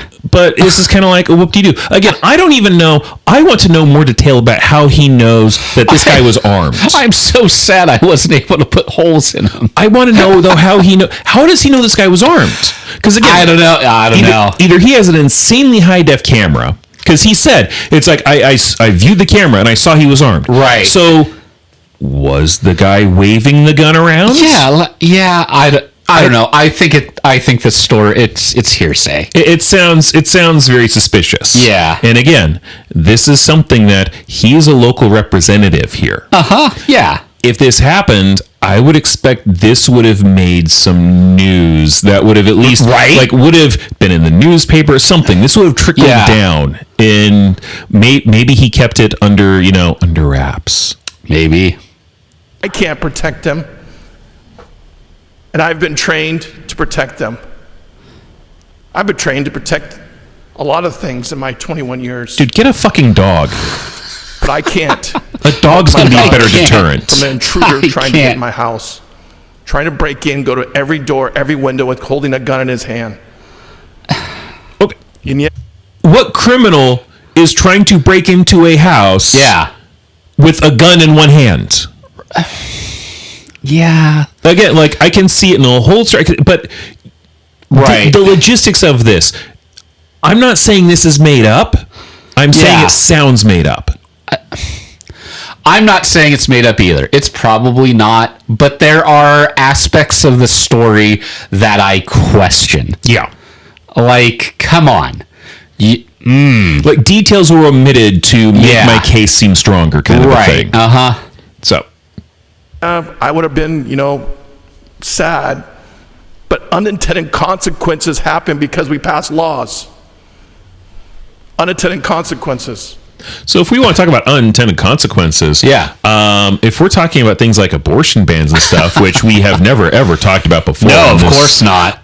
What about the unintended consequences of you have miscarriages that technically the treatment for it is an abortion? Yeah. And women can't get it and they go septic and die. Yeah. Unintended consequences. I know. Yeah. But I guarantee you, if you were to ask Yunker about his position on banning abortions, it probably, my guess is he'd be very much, hey, look, as long as my daughters didn't get unintentionally knocked up, ban them all. So. I follow all the gun safety laws. I'm a concealed carry. I don't carry in the building. But you know what I saw this morning walking in, which just blew my mind. I have to give him credit. He's guns. one up on Chris Barnett for that. I can't bring a gun in, but the food guy brings a cart of food around the detectors. What? Wait. He might have had a bomb in there. He might have had guns in there. What the fuck? Holy shit. Wait. Go for it. I can't bring a gun in the fucking building, but the guy on the food cart, he can bring a metal cart with food on it. He could have a gun. He could have a fucking bomb. We're all fucked. Why are we talking about the fucking food cart guy? Game over, man. Game over. Holy shit.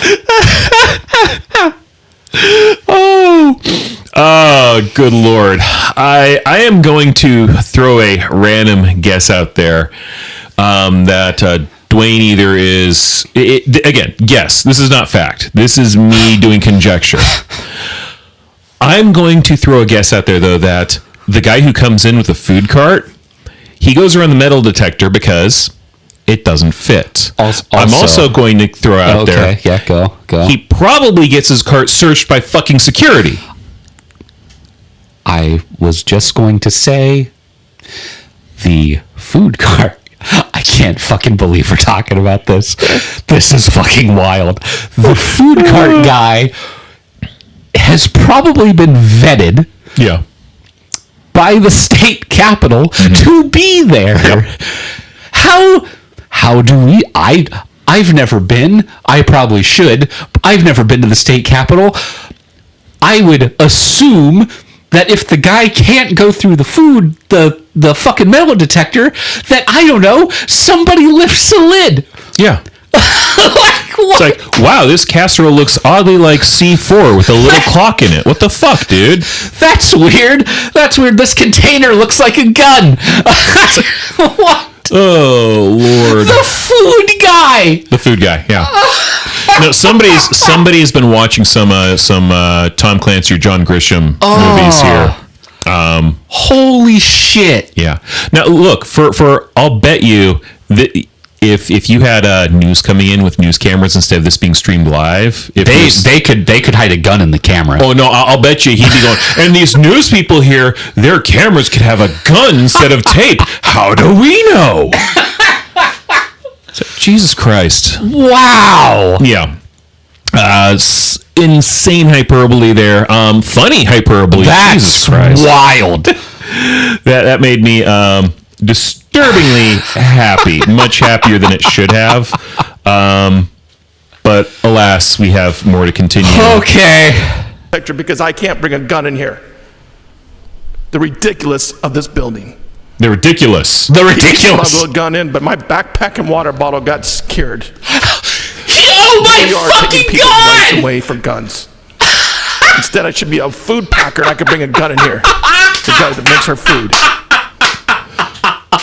Again. The food packer is vetted, you fucking dickless moron! And again, I guarantee you that the food packer probably goes through security checks every goddamn day. Holy shit. So not only is he vetted, he's probably having security go, okay, let's just take a look in here. Cool. Okay, it's all good. Yeah. Move along. What are we complaining about? We are complaining about the fact that he himself is currently, at the immediate moment, inconvenienced because he can't carry a gun. Because he can carry a gun. Yeah. But he doesn't get to carry his pew-pew into legislation. Yeah. There's a cutoff there. And he built up to that by telling a story that seems very exaggerated about how his youngest daughter, who was 19, was somehow in his house, even though that she doesn't live with him. Yeah. She was in his house, and during the time that she was in his house, somebody went around knocking on all the doors trying to break in while also having a gun in clear view in one hand.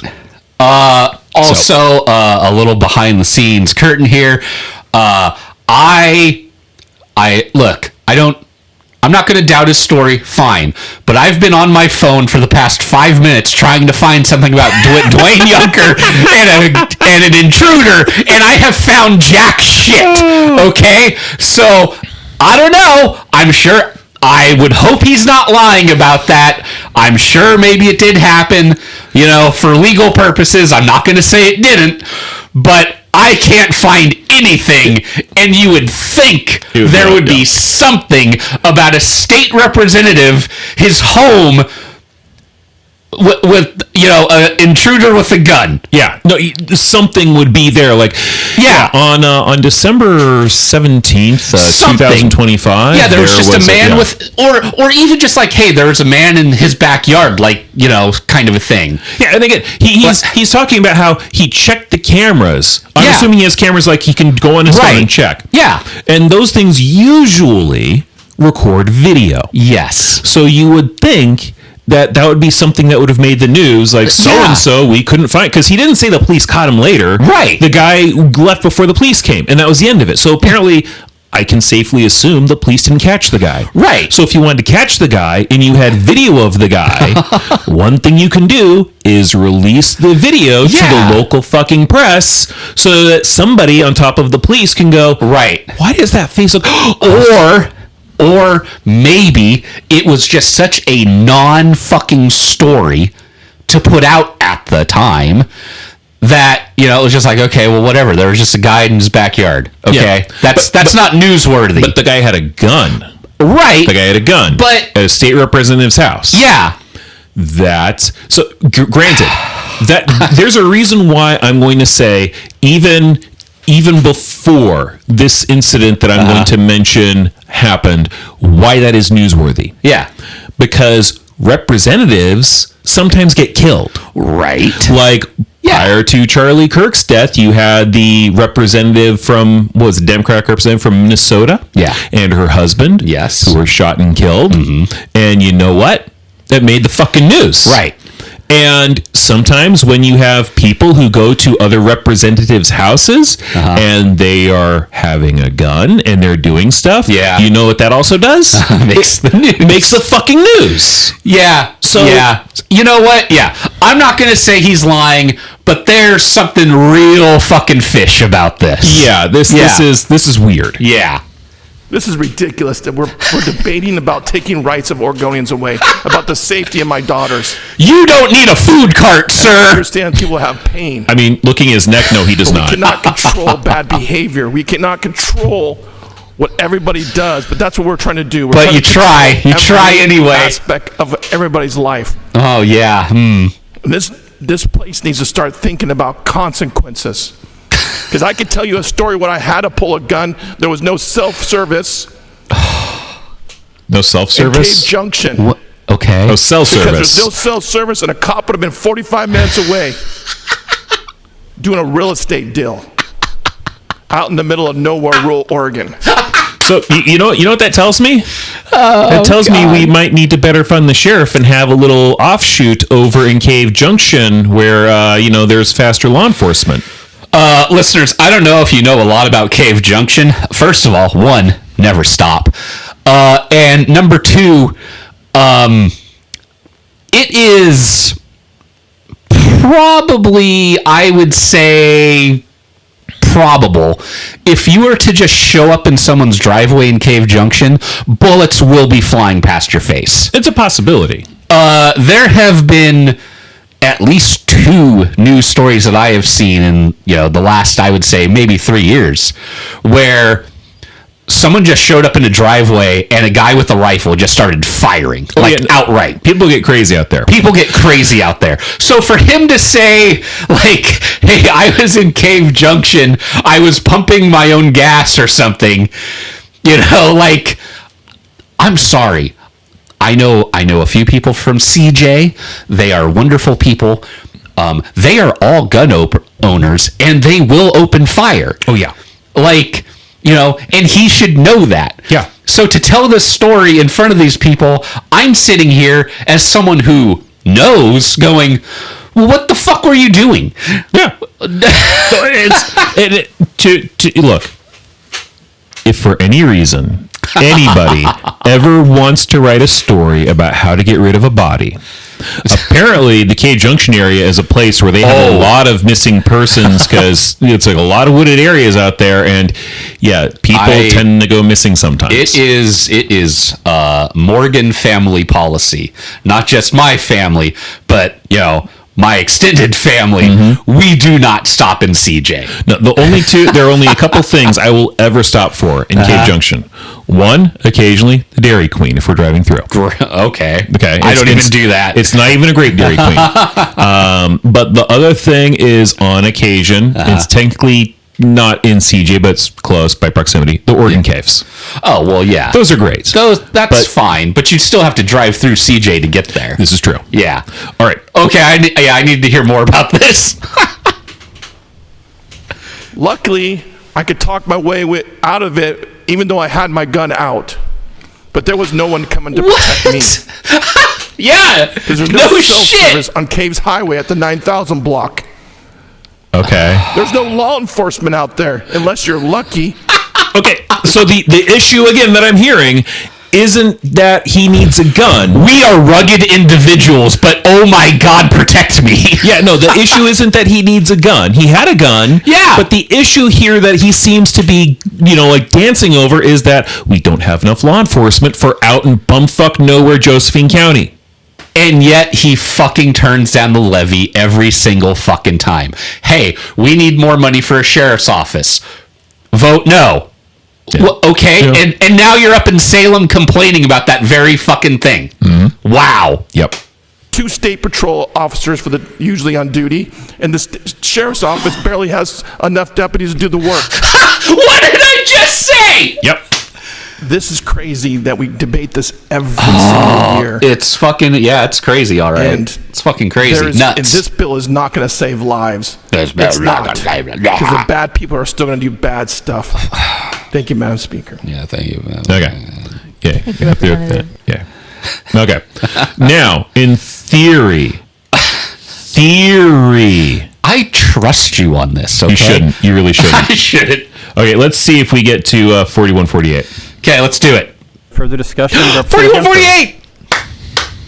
Mr. Speaker, to the bill. To the bill. To the bill. I rise today in opposition to House Bill 4148. And let's be honest about what this bill really is. This is not about tourism policy, and it's not about fairness. Tax. Visitors pay the tax. Yeah, that jump was and not me money cutting it. promotes That was tourism, the feed. drives visitors, and supports the businesses that generate local economics. HB 418 breaks that promise. Excuse me, Representative, I apologize for interrupting you. We're having a small internet problem, and so we need to pause to make sure that you are being well recorded. Oh, okay. Stand at ease for just a moment. Oh yeah, I did House actually will come cut to that. order. Again, I apologize for the interruption. Representative Yunker, you were saying? I was saying from the top of my speech, actually. Yeah. Representative, you can start at the beginning of your speech, but you Okay. still have 4 minutes left. That's all I need. I rise today in opposition to the House Bill 4148. Holy And let's be shit, honest about what dog. this bill really is. Yeah, no.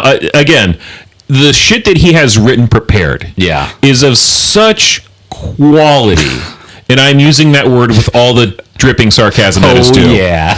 It is of such quality that the fact that he requested to be able to start over from the top with the idea of like if it takes the full 5 minutes, takes the full 5 minutes, Yeah. whatever, boggles my mind. And you can hear people in the background just going, just where you left off. Yeah. You didn't get far enough into it where it's like, okay, I was at a really complex point. Yeah. And I need to go back to lay down because Yeah. it's been like about 5 minutes. Right. I cut that. But it's been about 5 minutes since they had that little, like, we have to pause and we'll get back to Okay. it. There is nothing he has said that requires him to start again from the top. Nah. I think he just lost his place where he's reading. Probably. This is not about tourism policy. This is not about fairness. This is about shifting money away from the private sector that creates economic activity and handing it to the government that wants to spend it. For years, Oregon has made simple promises with transient lodging tax. Visitors pay the tax. Yeah. And the money promotes tourism, drives visitors, and supports the business that generate local economics. House Bill 4148 breaks that promise. Under current law, at least 70% of that lodging tax revenue must support tourism promotion, marketing that brings visitors into our communities. Marketing. This bill cuts that requirement dramatically, allowing 50-50 split between tourism promotion and government services. In plain English, that's less promotion, more government spending. So government spending, my assumption is on things like parks. Yeah. Like things that people come to Oregon to, Right. check out. So maybe what this is getting at, maybe there has been enough advertising that people know what parks there are, what places to go to. Yeah. And so as a budgetary concern, we're looking at, okay, we're hitting the max. We're actually overspending on marketing. Let's spend less on marketing, and we won't really have much loss of, advertising, or we won't have much loss in who it's reaching. Okay.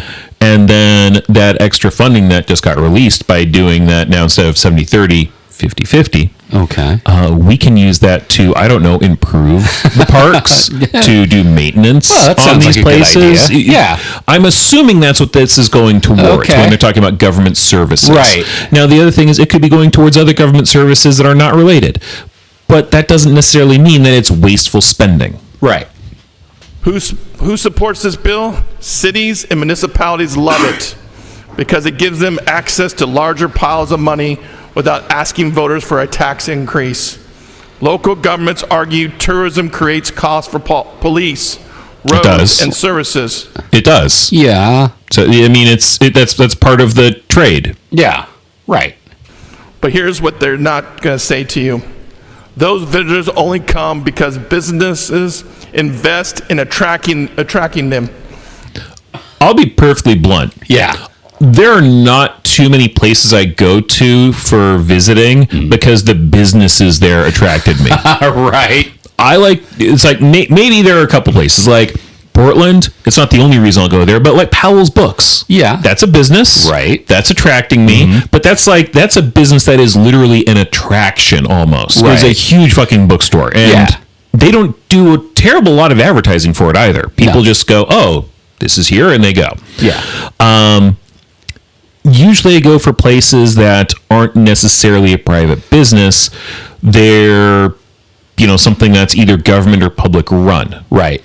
So again, seems a little bit weird that, people are coming for the business. Dude, did you know people come here from miles around, for like dozens of miles around? Dozens of miles. Maybe even sometimes hundreds of miles. They come to Grants Pass.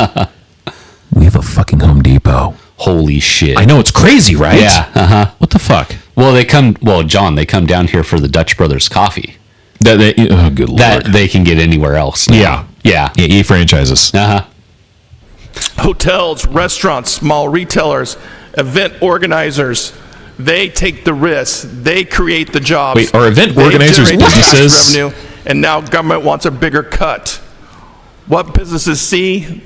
The restaurant and lodging industry understands basic economics. Okay, hold on. Go for it.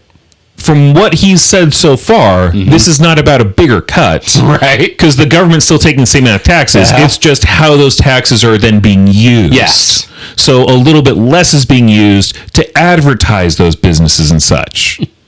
Okay, I just want to make sure I'm not having a stroke, right? Nope. Okay. Nope. If you reduce marketing, few visitors come. If fewer visitors come, revenue drops. If revenue drops, jobs disappear. Tourism promotes and is not a subsidy, it is an economic infrastructure. This bill treats successful economic activity like a piggy bank for the government's budget. This is not partnership, this is extraction. I believe taxes should serve their stated purpose. This tax was sold as a tourism investment. HB 4148 turns it into a general government funding mechanism without a voter approval. This is government growth disguised as flexibility. And when government gets flexibility with money, taxpayers eventually get the bill. Oregon businesses are already facing higher labor costs, regulatory pressure, declining competitiveness, and shrinking margins. Wait. Declining competitiveness. Yeah. Okay, so if I'm a business and competitiveness is declining, I consider that typically good. Yeah. Because I'm cornering the market there. Getting into some of this stuff is weird. Yeah. To say the least. And I just think he heard the word tax and he's automatically against it. Yeah. That's what I think it is. Very much so. Now we are telling them their very industry bringing outside dollars into Oregon. Thank you for generating revenue. We're redirecting it. That is backwards economics. You don't get to grow economy by starving the engine that drives it. I don't see anything in that starves the engine of commerce. No, literally all it's doing is it's taking a little bit of money away from the state funding that goes to advertise that stuff. They still have plenty of money to still advertise that stuff. And then some of the excess is going into upkeep other government functions. Okay, fine. This is not a matter of, hey, dude. Yeah. I'm going to tax you for your business. And before, I was taxing you for your business, and like 70% of it went to me doing state advertisements for your business so people know you're here, and it's like an attraction. But now, I'm taxing you for your business, and fuck you, I'm taxing you more. It's not that. It's like, hey, I'm going to be spending a little bit less advertising from the money I tax from you because we're getting a lot of that stuff in. And here's the other thing, too, that he's talking about, this is going to hurt tourism. You know what hurts tourism? Yeah. Fucking tariffs. Tariffs hurt tourism. You know what else hurts tourism? some incompetent jackass at the national level who calls other countries shithole countries. Right. And has ICE agents who go around and they actually deport people, many of whom are undocumented immigrants, but some of them, I shit you not, have been people who've come here on fucking vacation. Oh, yeah. So maybe that hurts tourism just a little bit more. Yeah. And I get that this is something he's whining about because it's technically within his wheelhouse. It's something within his not complete control, but something he has influence over. But at the same time, as a Republican representative, you would think he might want to spend some time going, okay, look, tourism is important.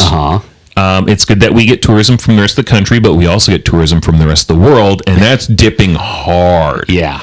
I wonder why. Maybe we should address that. No, Right. Crickets. Yeah.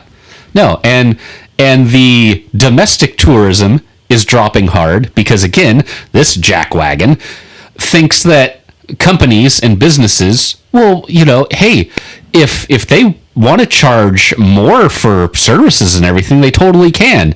And it's like, okay, so now the fee, now my bills to go visit someplace are even higher. Yep. Now my hotel bill, instead of maybe $120, well, now it's $240. Why am I going to these places? If it costs me a quarter of a month's rent to fucking go somewhere just to have fun, what? No. Well, do you know why? Because they have free Wi-Fi. Well, yeah, they don't charge for that. That's true. Okay. Mr. Speaker, municipalities may love this bill because it grows government, but businesses hate it because they understand reality. You cannot promote less, spend more, and expect prosperity. When government starts treating economic success as revenue to be captured instead of growth to be encouraged, investment leaves, jobs disappear. Don't businesses do that, pay though? the price. That's what he wants. Well, that's what businesses do, though. Businesses pay less That's what I'm saying. and expect more. And it's like they do that with their employees all the time. Yeah. I'm going to pay you a piss wage, and I'm going to work you like a fucking slave. And he fucking defends that. Yeah, because the employees aren't the business. Right. The no vote on HB 4148. Thank you. Right. Thank you, Oh, fuck. Okay. Okay. And House Bill 4148, having received the constitutional majority, is declared passed. Jesus. Okay. So, yeah, Yunker did not win that one. No. 40 votes, yes. 12 votes, no. No absent, 4 excused. Yeah. Yeah. Lol. Good. Okay, now what are we doing? Okay, so next up, if I recall correctly, is Senate Bill 1507. Okay. So, yeah, it does say that. Yay, It I got does the right say one. Okay, so yeah, you're welcome. Okay. Okay, so basically, this updates the connection date to the Federal Internal Revenue Code and previous provisions for the federal tax law. It increases the amount of earned income tax credit allowed as a percentage of the federal earned income tax credits.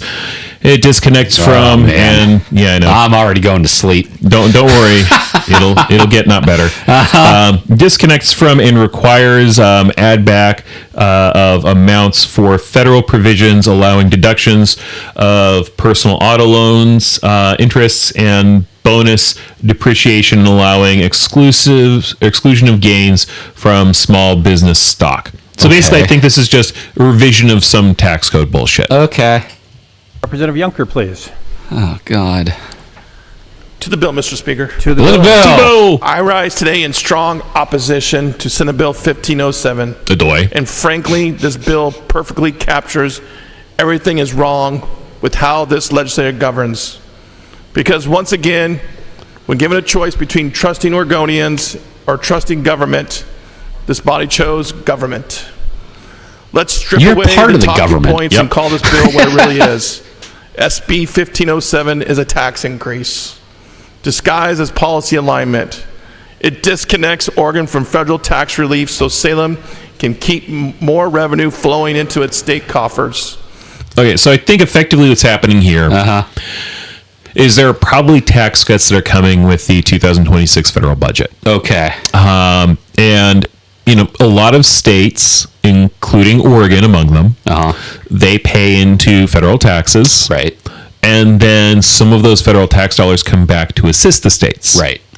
And since we're having tax cuts that would, normally help fund things that would come back to Oregon, I think we're probably going to be looking at having a tax increase to offset those tax cuts to a certain degree so that we can continue to fund certain things that traditionally we received maybe not enough money from federal tax dollars, but we received some. Yeah.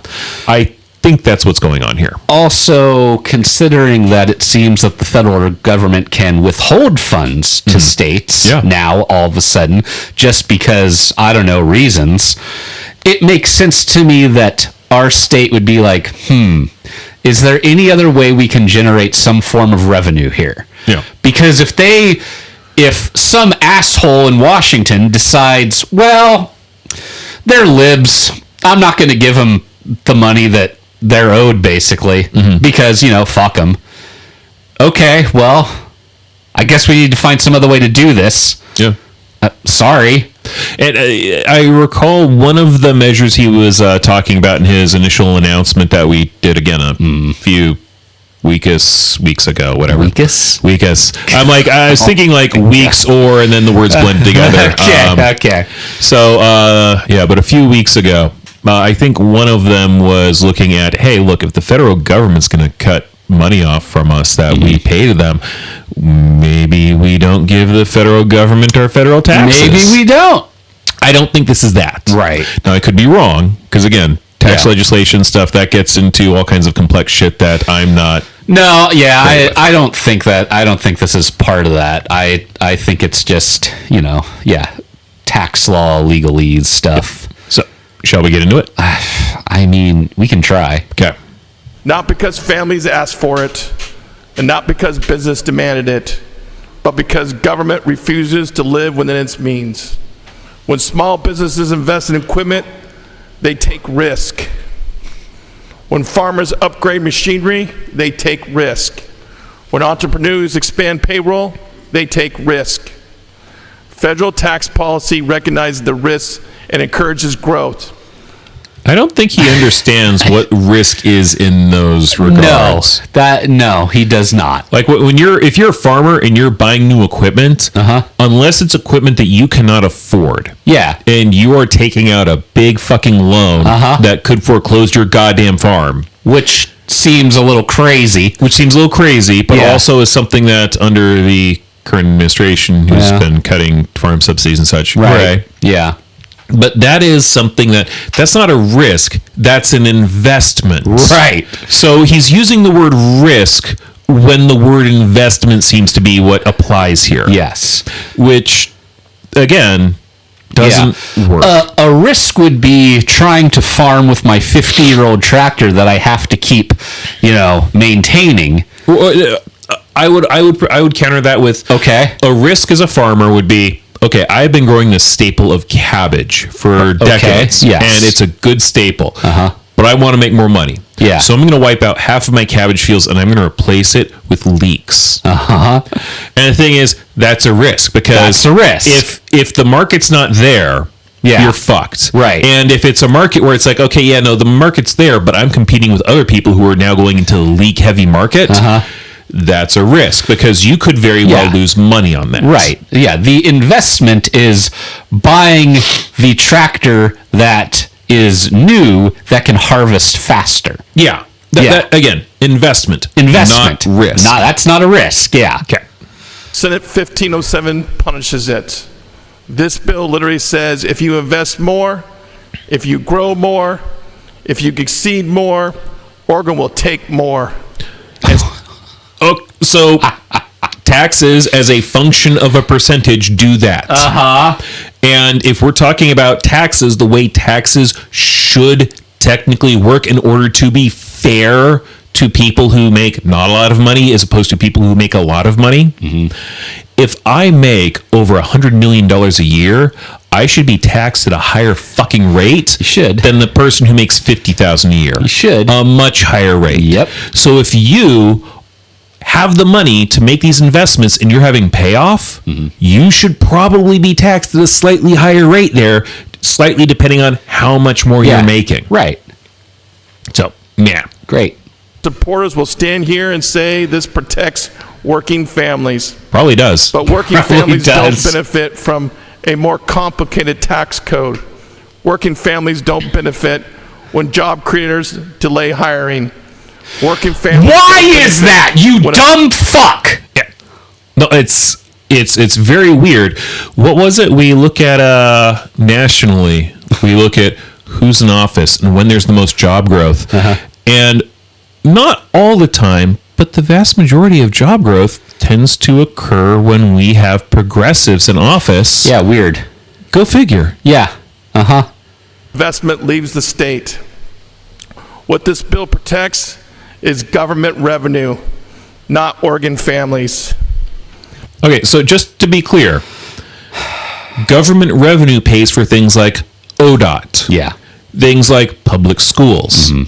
And so I remember when, I think they're still trying to push it or they're trying to push something, the federal government was cutting certain funding that went towards ODOT. Yeah. And so ODOT had a very big shortfall in their budget.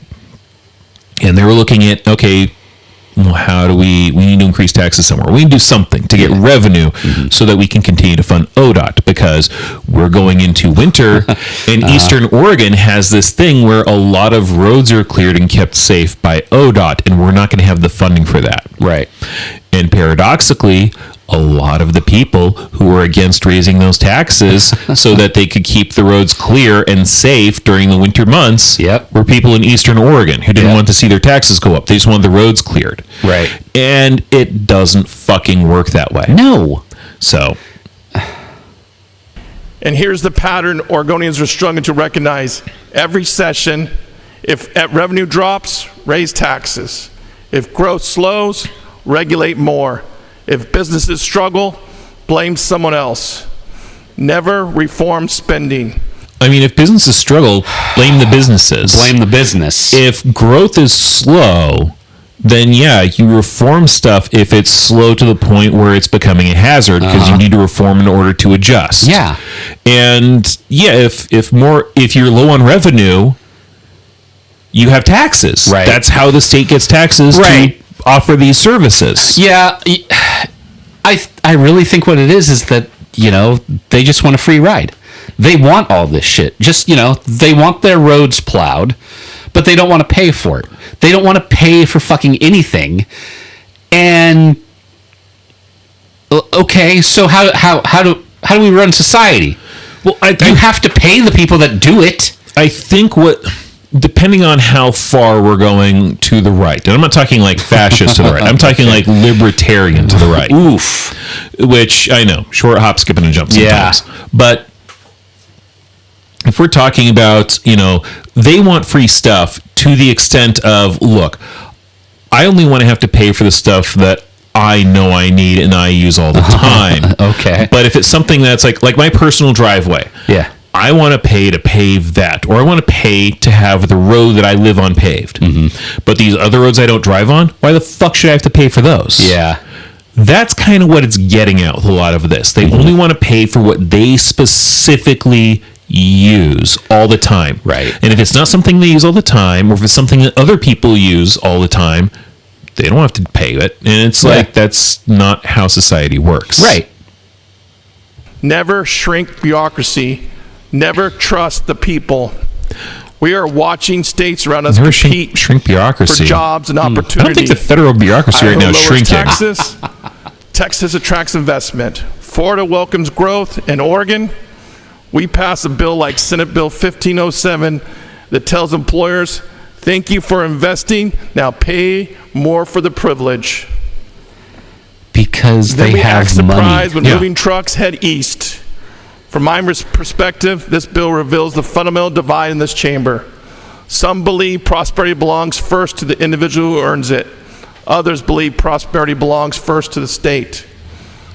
Other people believe that the state provides services that most of the people in the state require, and to fund that, you have to tax individuals. Billionaires should not exist. No, billionaires should totally be taxed out of existence. They should be taxed out of existence because that's where the money is. But again, it's like I've brought up before countless times now in these last 2 episodes. This is the guy that defends those billionaires. Yeah. This is the guy that says, well, we need to go easy on the billionaires. We can't tax them. They'll run away. No, you fucking find them. Okay? Yeah. Go after them. Well, and the thing is, where else are they going to go? Yeah. Because at some point, it's like, oh, they might go to, I don't know, China, or they might go to some other country. It's like, okay, well, first off, if they do that, their money's tied up in banks here. Yeah. And even if they go to China and they take most of their money with them, they're not going to be able... China, if you think we have taxes, what the fuck do you think China has? Yeah, no. If they were to try to run off to Italy, maybe that's a better example. Even with Italy, I think they have pretty high fucking taxes there. Right, yeah. So it's a matter of, they'll leave. Okay, but to an extent, you can't really go anywhere to get away from this problem. Right. And if they leave and they manage to, head out of the country and their stuff's not here anymore, that kind of is more of a reflection of what we do or do not need. Because if there's the market here for them to do that, then they're not going to leave. Right. And if what's going to make them leave is, okay, there's not a market here. Because everywhere else in the world where they're going to be able to sell their product to make that money, has regulations that make ours look so pissy and minor. Oh, yeah. And all the countries that don't have those regulations, they're too fucking poor to pay for those products. Right. God. Senate Bill 1507 makes that choice crystal clear. It assumes government has the first claim on your labor. That is not freedom. That is managed dependency. And let's be honest about what really signals. When government rejects tax relief already granted at the federal level, it sends one message: Salem is addicting to spending. So what relief did the federal government offer that Salem rejected? Yeah, I don't know. No idea. That seems like what I'm assuming happened is it's not that the federal government said, hey, here, have this. And Salem said, oh, cool, fuck you. And then gave him the finger. I'm presuming what he's doing is he's trying to rephrase or rebrand that the federal government said, hey, you can still have your money. Yeah. If you agree to our fascist policies. And Salem said, cool, fuck you. Yeah. And the government said, okay, well, if you're not going to agree to our fascist policies, the money we've been taxing you in other states, we're not going to, disperse it the way we're supposed to. Yeah, fuck them. So, yeah, I think Yunker's dancing around that like a cute little ballerina. Because if government can't afford a ballerina to let with no taxpayers neck. keep their money for their own, keep their own money, it's like a jelly roll. the problem isn't taxpayers, the problem is government. Oregonians are working harder than ever while affordability collapses around them. Housing costs rising, energy Why rising, is that? food costs rising. I mean, because you protect the people that make the money. You protect them. You know what would help housing costs go down? Yeah. Like I believe there was maybe some legislation. I don't recall that he actually was in or voted on it. It might have been the I forget if he's in the Senate or if he's in the House of Representatives. I think it was the Senate. Okay. So I think this is the House of Representatives.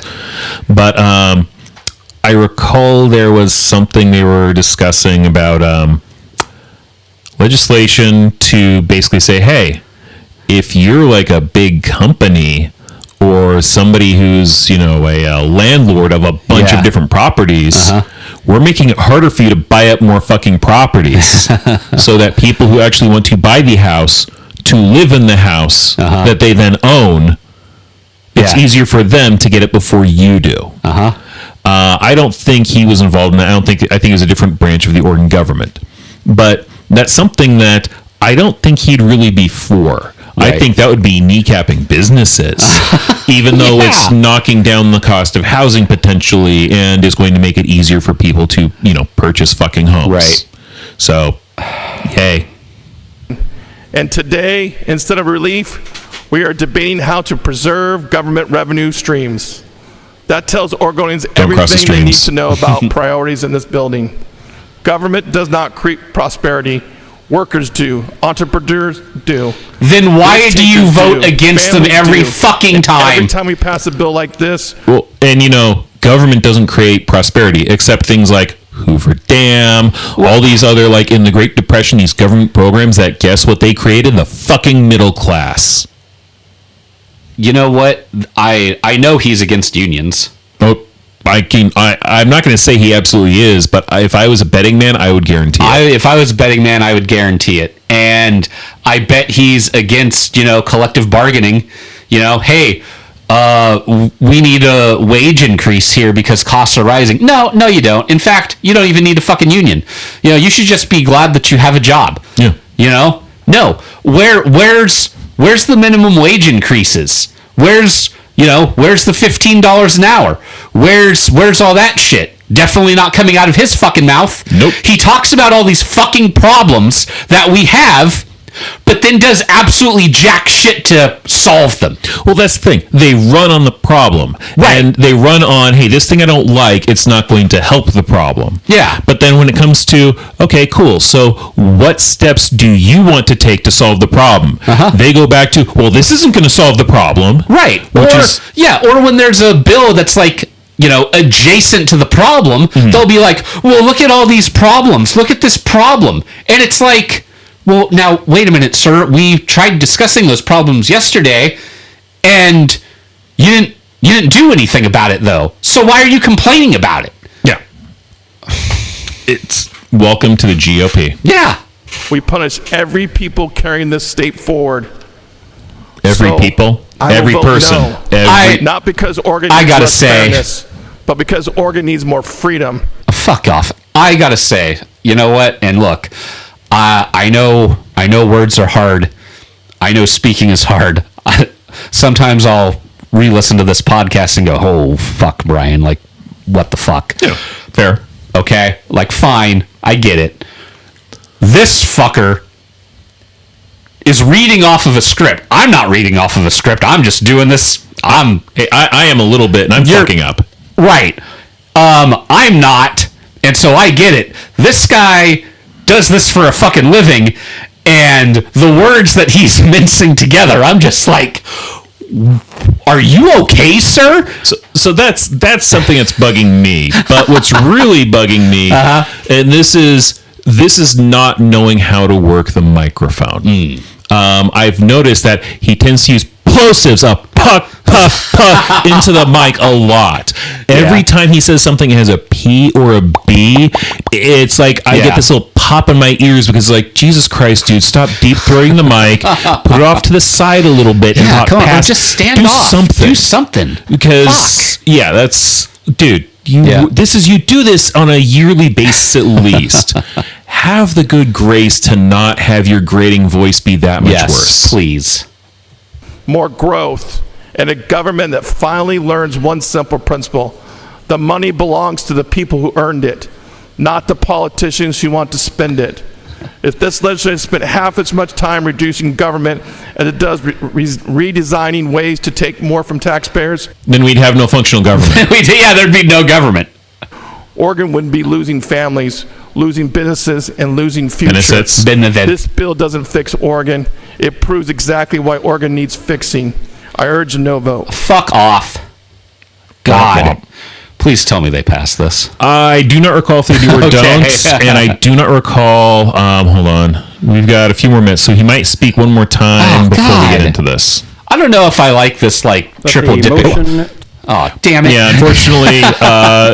This one, he voted yay on it. Oh, sorry. Refer to committee. So there was. Okay. I think there were two votes on this. Okay. The first, I think, was refer to committee on revenue. I think the first part was, hey, let's reopen it so we can tweak it. Okay.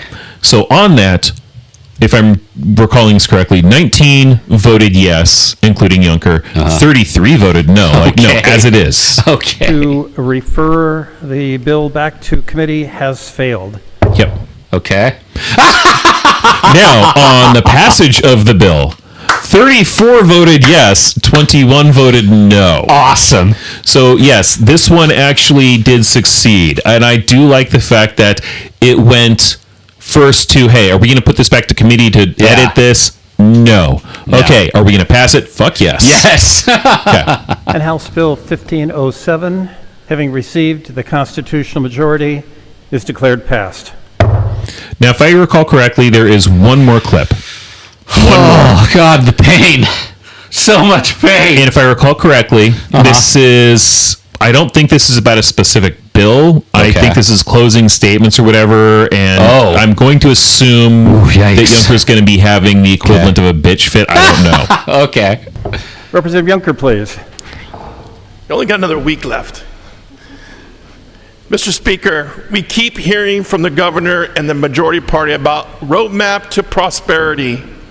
But when you look at the bills moving through this chamber in 2026, it doesn't look like prosperity. It looks like a roadmap to higher costs and more regulation and fewer jobs in Oregon. Talking point. Let's just take HB 4134, raise the lodging tax. Talking point. At a time when families are already struggling with inflation, fuel prices, rising costs, this legislature decided the answer is another tax. Talking point. No, hold on. Rising fuel costs. Yeah. But Trump is knocking the cost of fuel down. Yeah, weird. So bizarre. Tourists will pay, but it will, what we all know, the reality does, Oregon families traveling for medical care, youth sports, work trips, small businesses. Honestly, if I'm traveling for medical care, you know what my bigger concern is than fuel costs? Healthcare? Yeah, the cost of the fucking healthcare. Don't know why he doesn't address that. Weird. Is trying to bring visitors into rural communities. You don't. Oh, okay. No, fuck off. All right, look. I'm sorry. Okay. Here's what I'll say. Eastern Oregon has a certain charm to it. There are things out there which are pretty and wonderful, and I think everybody should experience. Mm-hmm. That being said, it's also a fucking wasteland. Oh, yeah. Okay? There is nothing out there in very long stretches. Well, just highland desert.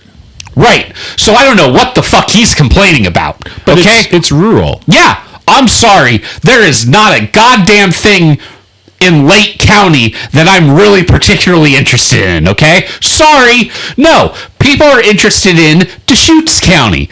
They're interested in Coos County. Mm-hmm. The oceans. The beaches. Yeah. The Cascades. All that shit. They're interested in Multnomah County. Portland. All that. Eugene. Great. Yeah. Okay?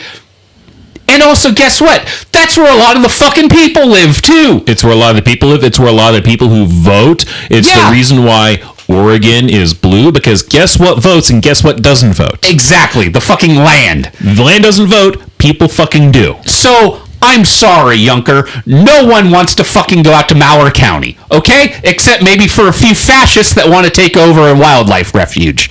But fuck them. Yeah. Okay? Fuck it all. I'm sorry.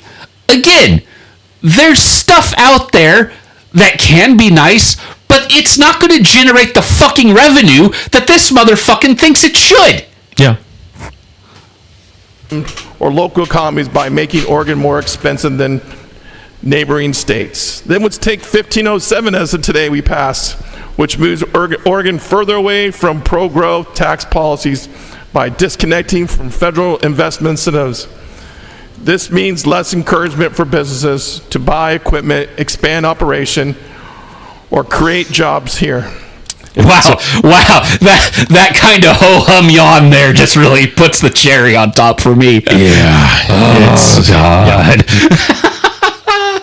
Investment is mobile, and when Oregon makes it harder to invest, capital simply leaves.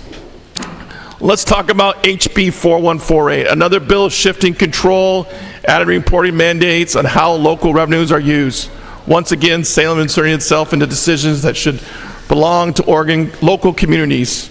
We talk about local control until local governments disagree with the majority priorities. And let's talk about HB 4147. Go even further, creates government lists that public signaling out employers instead of fixing the real problems driving costs, healthcare, workforce readiness, holy and shit, education. Yep. This fucking dumbass just cannot picture that the rich in this country fucking control the prices. Yeah. Can't do it. He thinks they need to be protected. Yeah. No, well, Mr. Morgan, don't you know the president sets the gas prices? Oh, well, yeah. Yeah. So, who do you fucking think is fucking raising prices? yeah. Who do you think doesn't want new houses built? Well, this is the other thing I do not understand. I understand why they don't acknowledge it. At the same time, it's just I don't understand the disconnect. I understand. I get it. But like the disconnect, I don't get here. Yeah. And again, I understand why. It's just why people buy it. Weirds me out.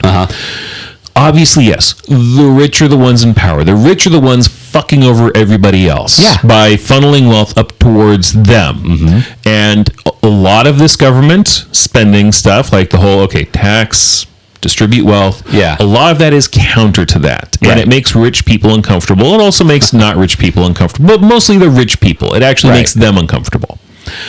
And yet, they somehow managed to sell this whole thing of like, all these rich people are going to leave. The economy's in shambles. Hey, the Dow's over 50,000. Weird. I know. So it's one or the other. You can't have both at the same fucking time. Right.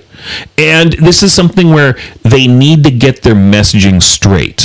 Because, well, I'm hoping they don't. Because when their messaging isn't straight, it's a goddamn train wreck. Yeah. But they have such conflicting messaging, and as you've said, something matters when they're not in power, but when they are in power, it doesn't matter. It's federal rights, not state rights.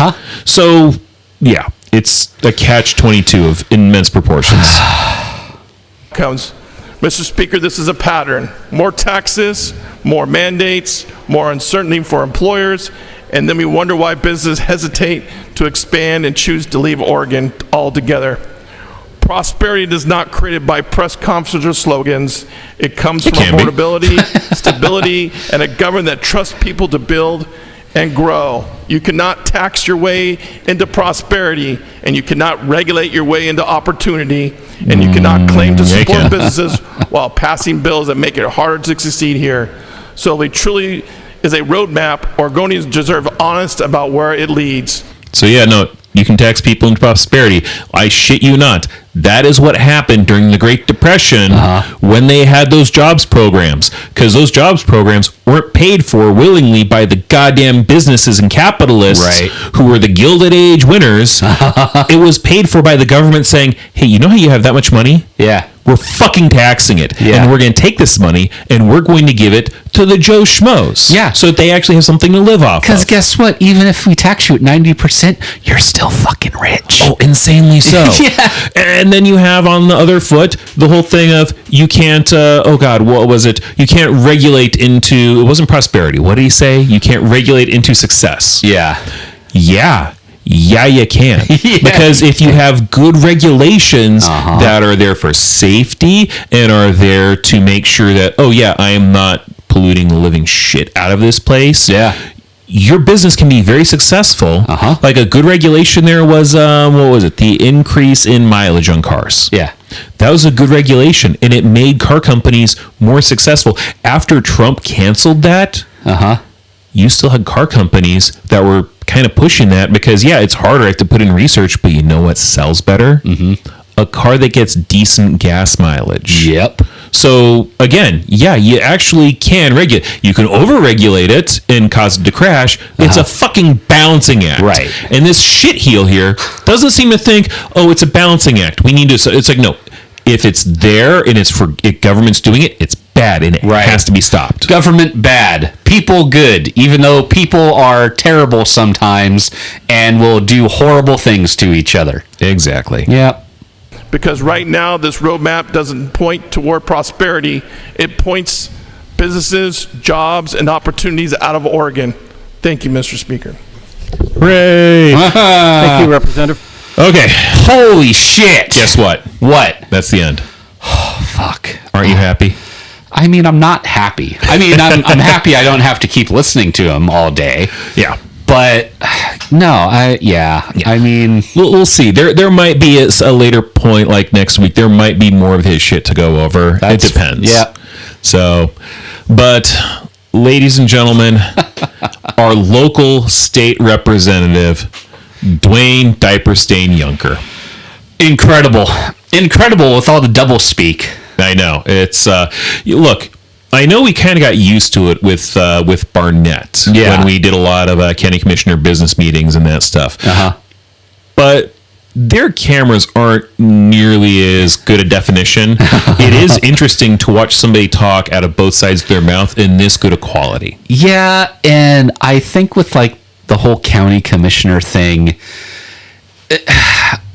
I think it was more funny to me because of just how fucking inept that they were. Like you could just see it. Like, oh God, you know.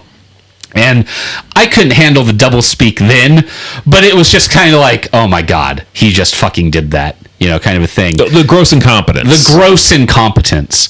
With Yunker, it's like, dude, I know you had to be somewhat smart to get into that position. A little bit. I'll let you continue. You know, and yet you're up here saying shit that I know you don't believe in. I know you don't. There's no way that you believe in this shit, because when it comes to stuff like abortion, healthcare, you know, taxing the wealthy, I know he's against that. Yeah. And for him to say shit like, oh, you know, the cost of stuff is rising and all this, it's like, okay, you're a fucking liar. You're a fucking liar. Well, it's... because you know what's happening. He knows what's happening, and it's like what he's lying about is he's lying about what's attributing to these increases. And it's disturbing. I do think that, yeah, to an extent, it takes a modicum of intelligence to get to here. Also, keep in mind who the voting base is here. Well, there is that. But I mean, it's like for this position, like Yunker was able to get in this position. I do not think Barnett would be able to get in this position. Although, I hope he doesn't prove me wrong. That'd be weird. But it takes a certain kind of person to be able to get into this position. Yeah.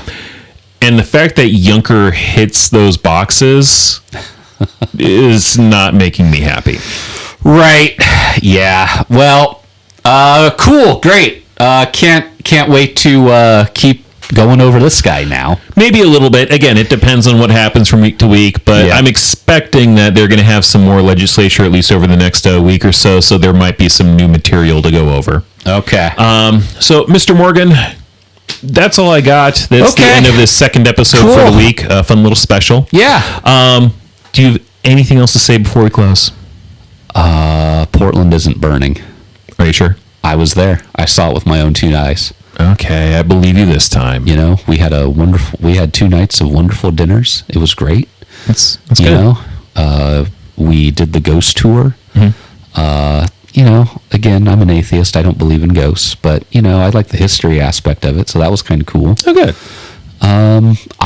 I would recommend Portland for a night on the town to people. You know, you're not going to get accosted by anybody. That's fair. So that's fair. And look, good. if you want to be involved in some trouble, there's also ice fascists up there. There's also ice fascists up there that you can maybe, you know, yell at and scream at. Yeah. So yeah, a little bit of both worlds. Cool.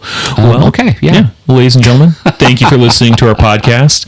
If you have any suggestions or ideas, please be sure to email them to maltliquorsocialist.com, and you can also check us out on Facebook. Whoop whoop.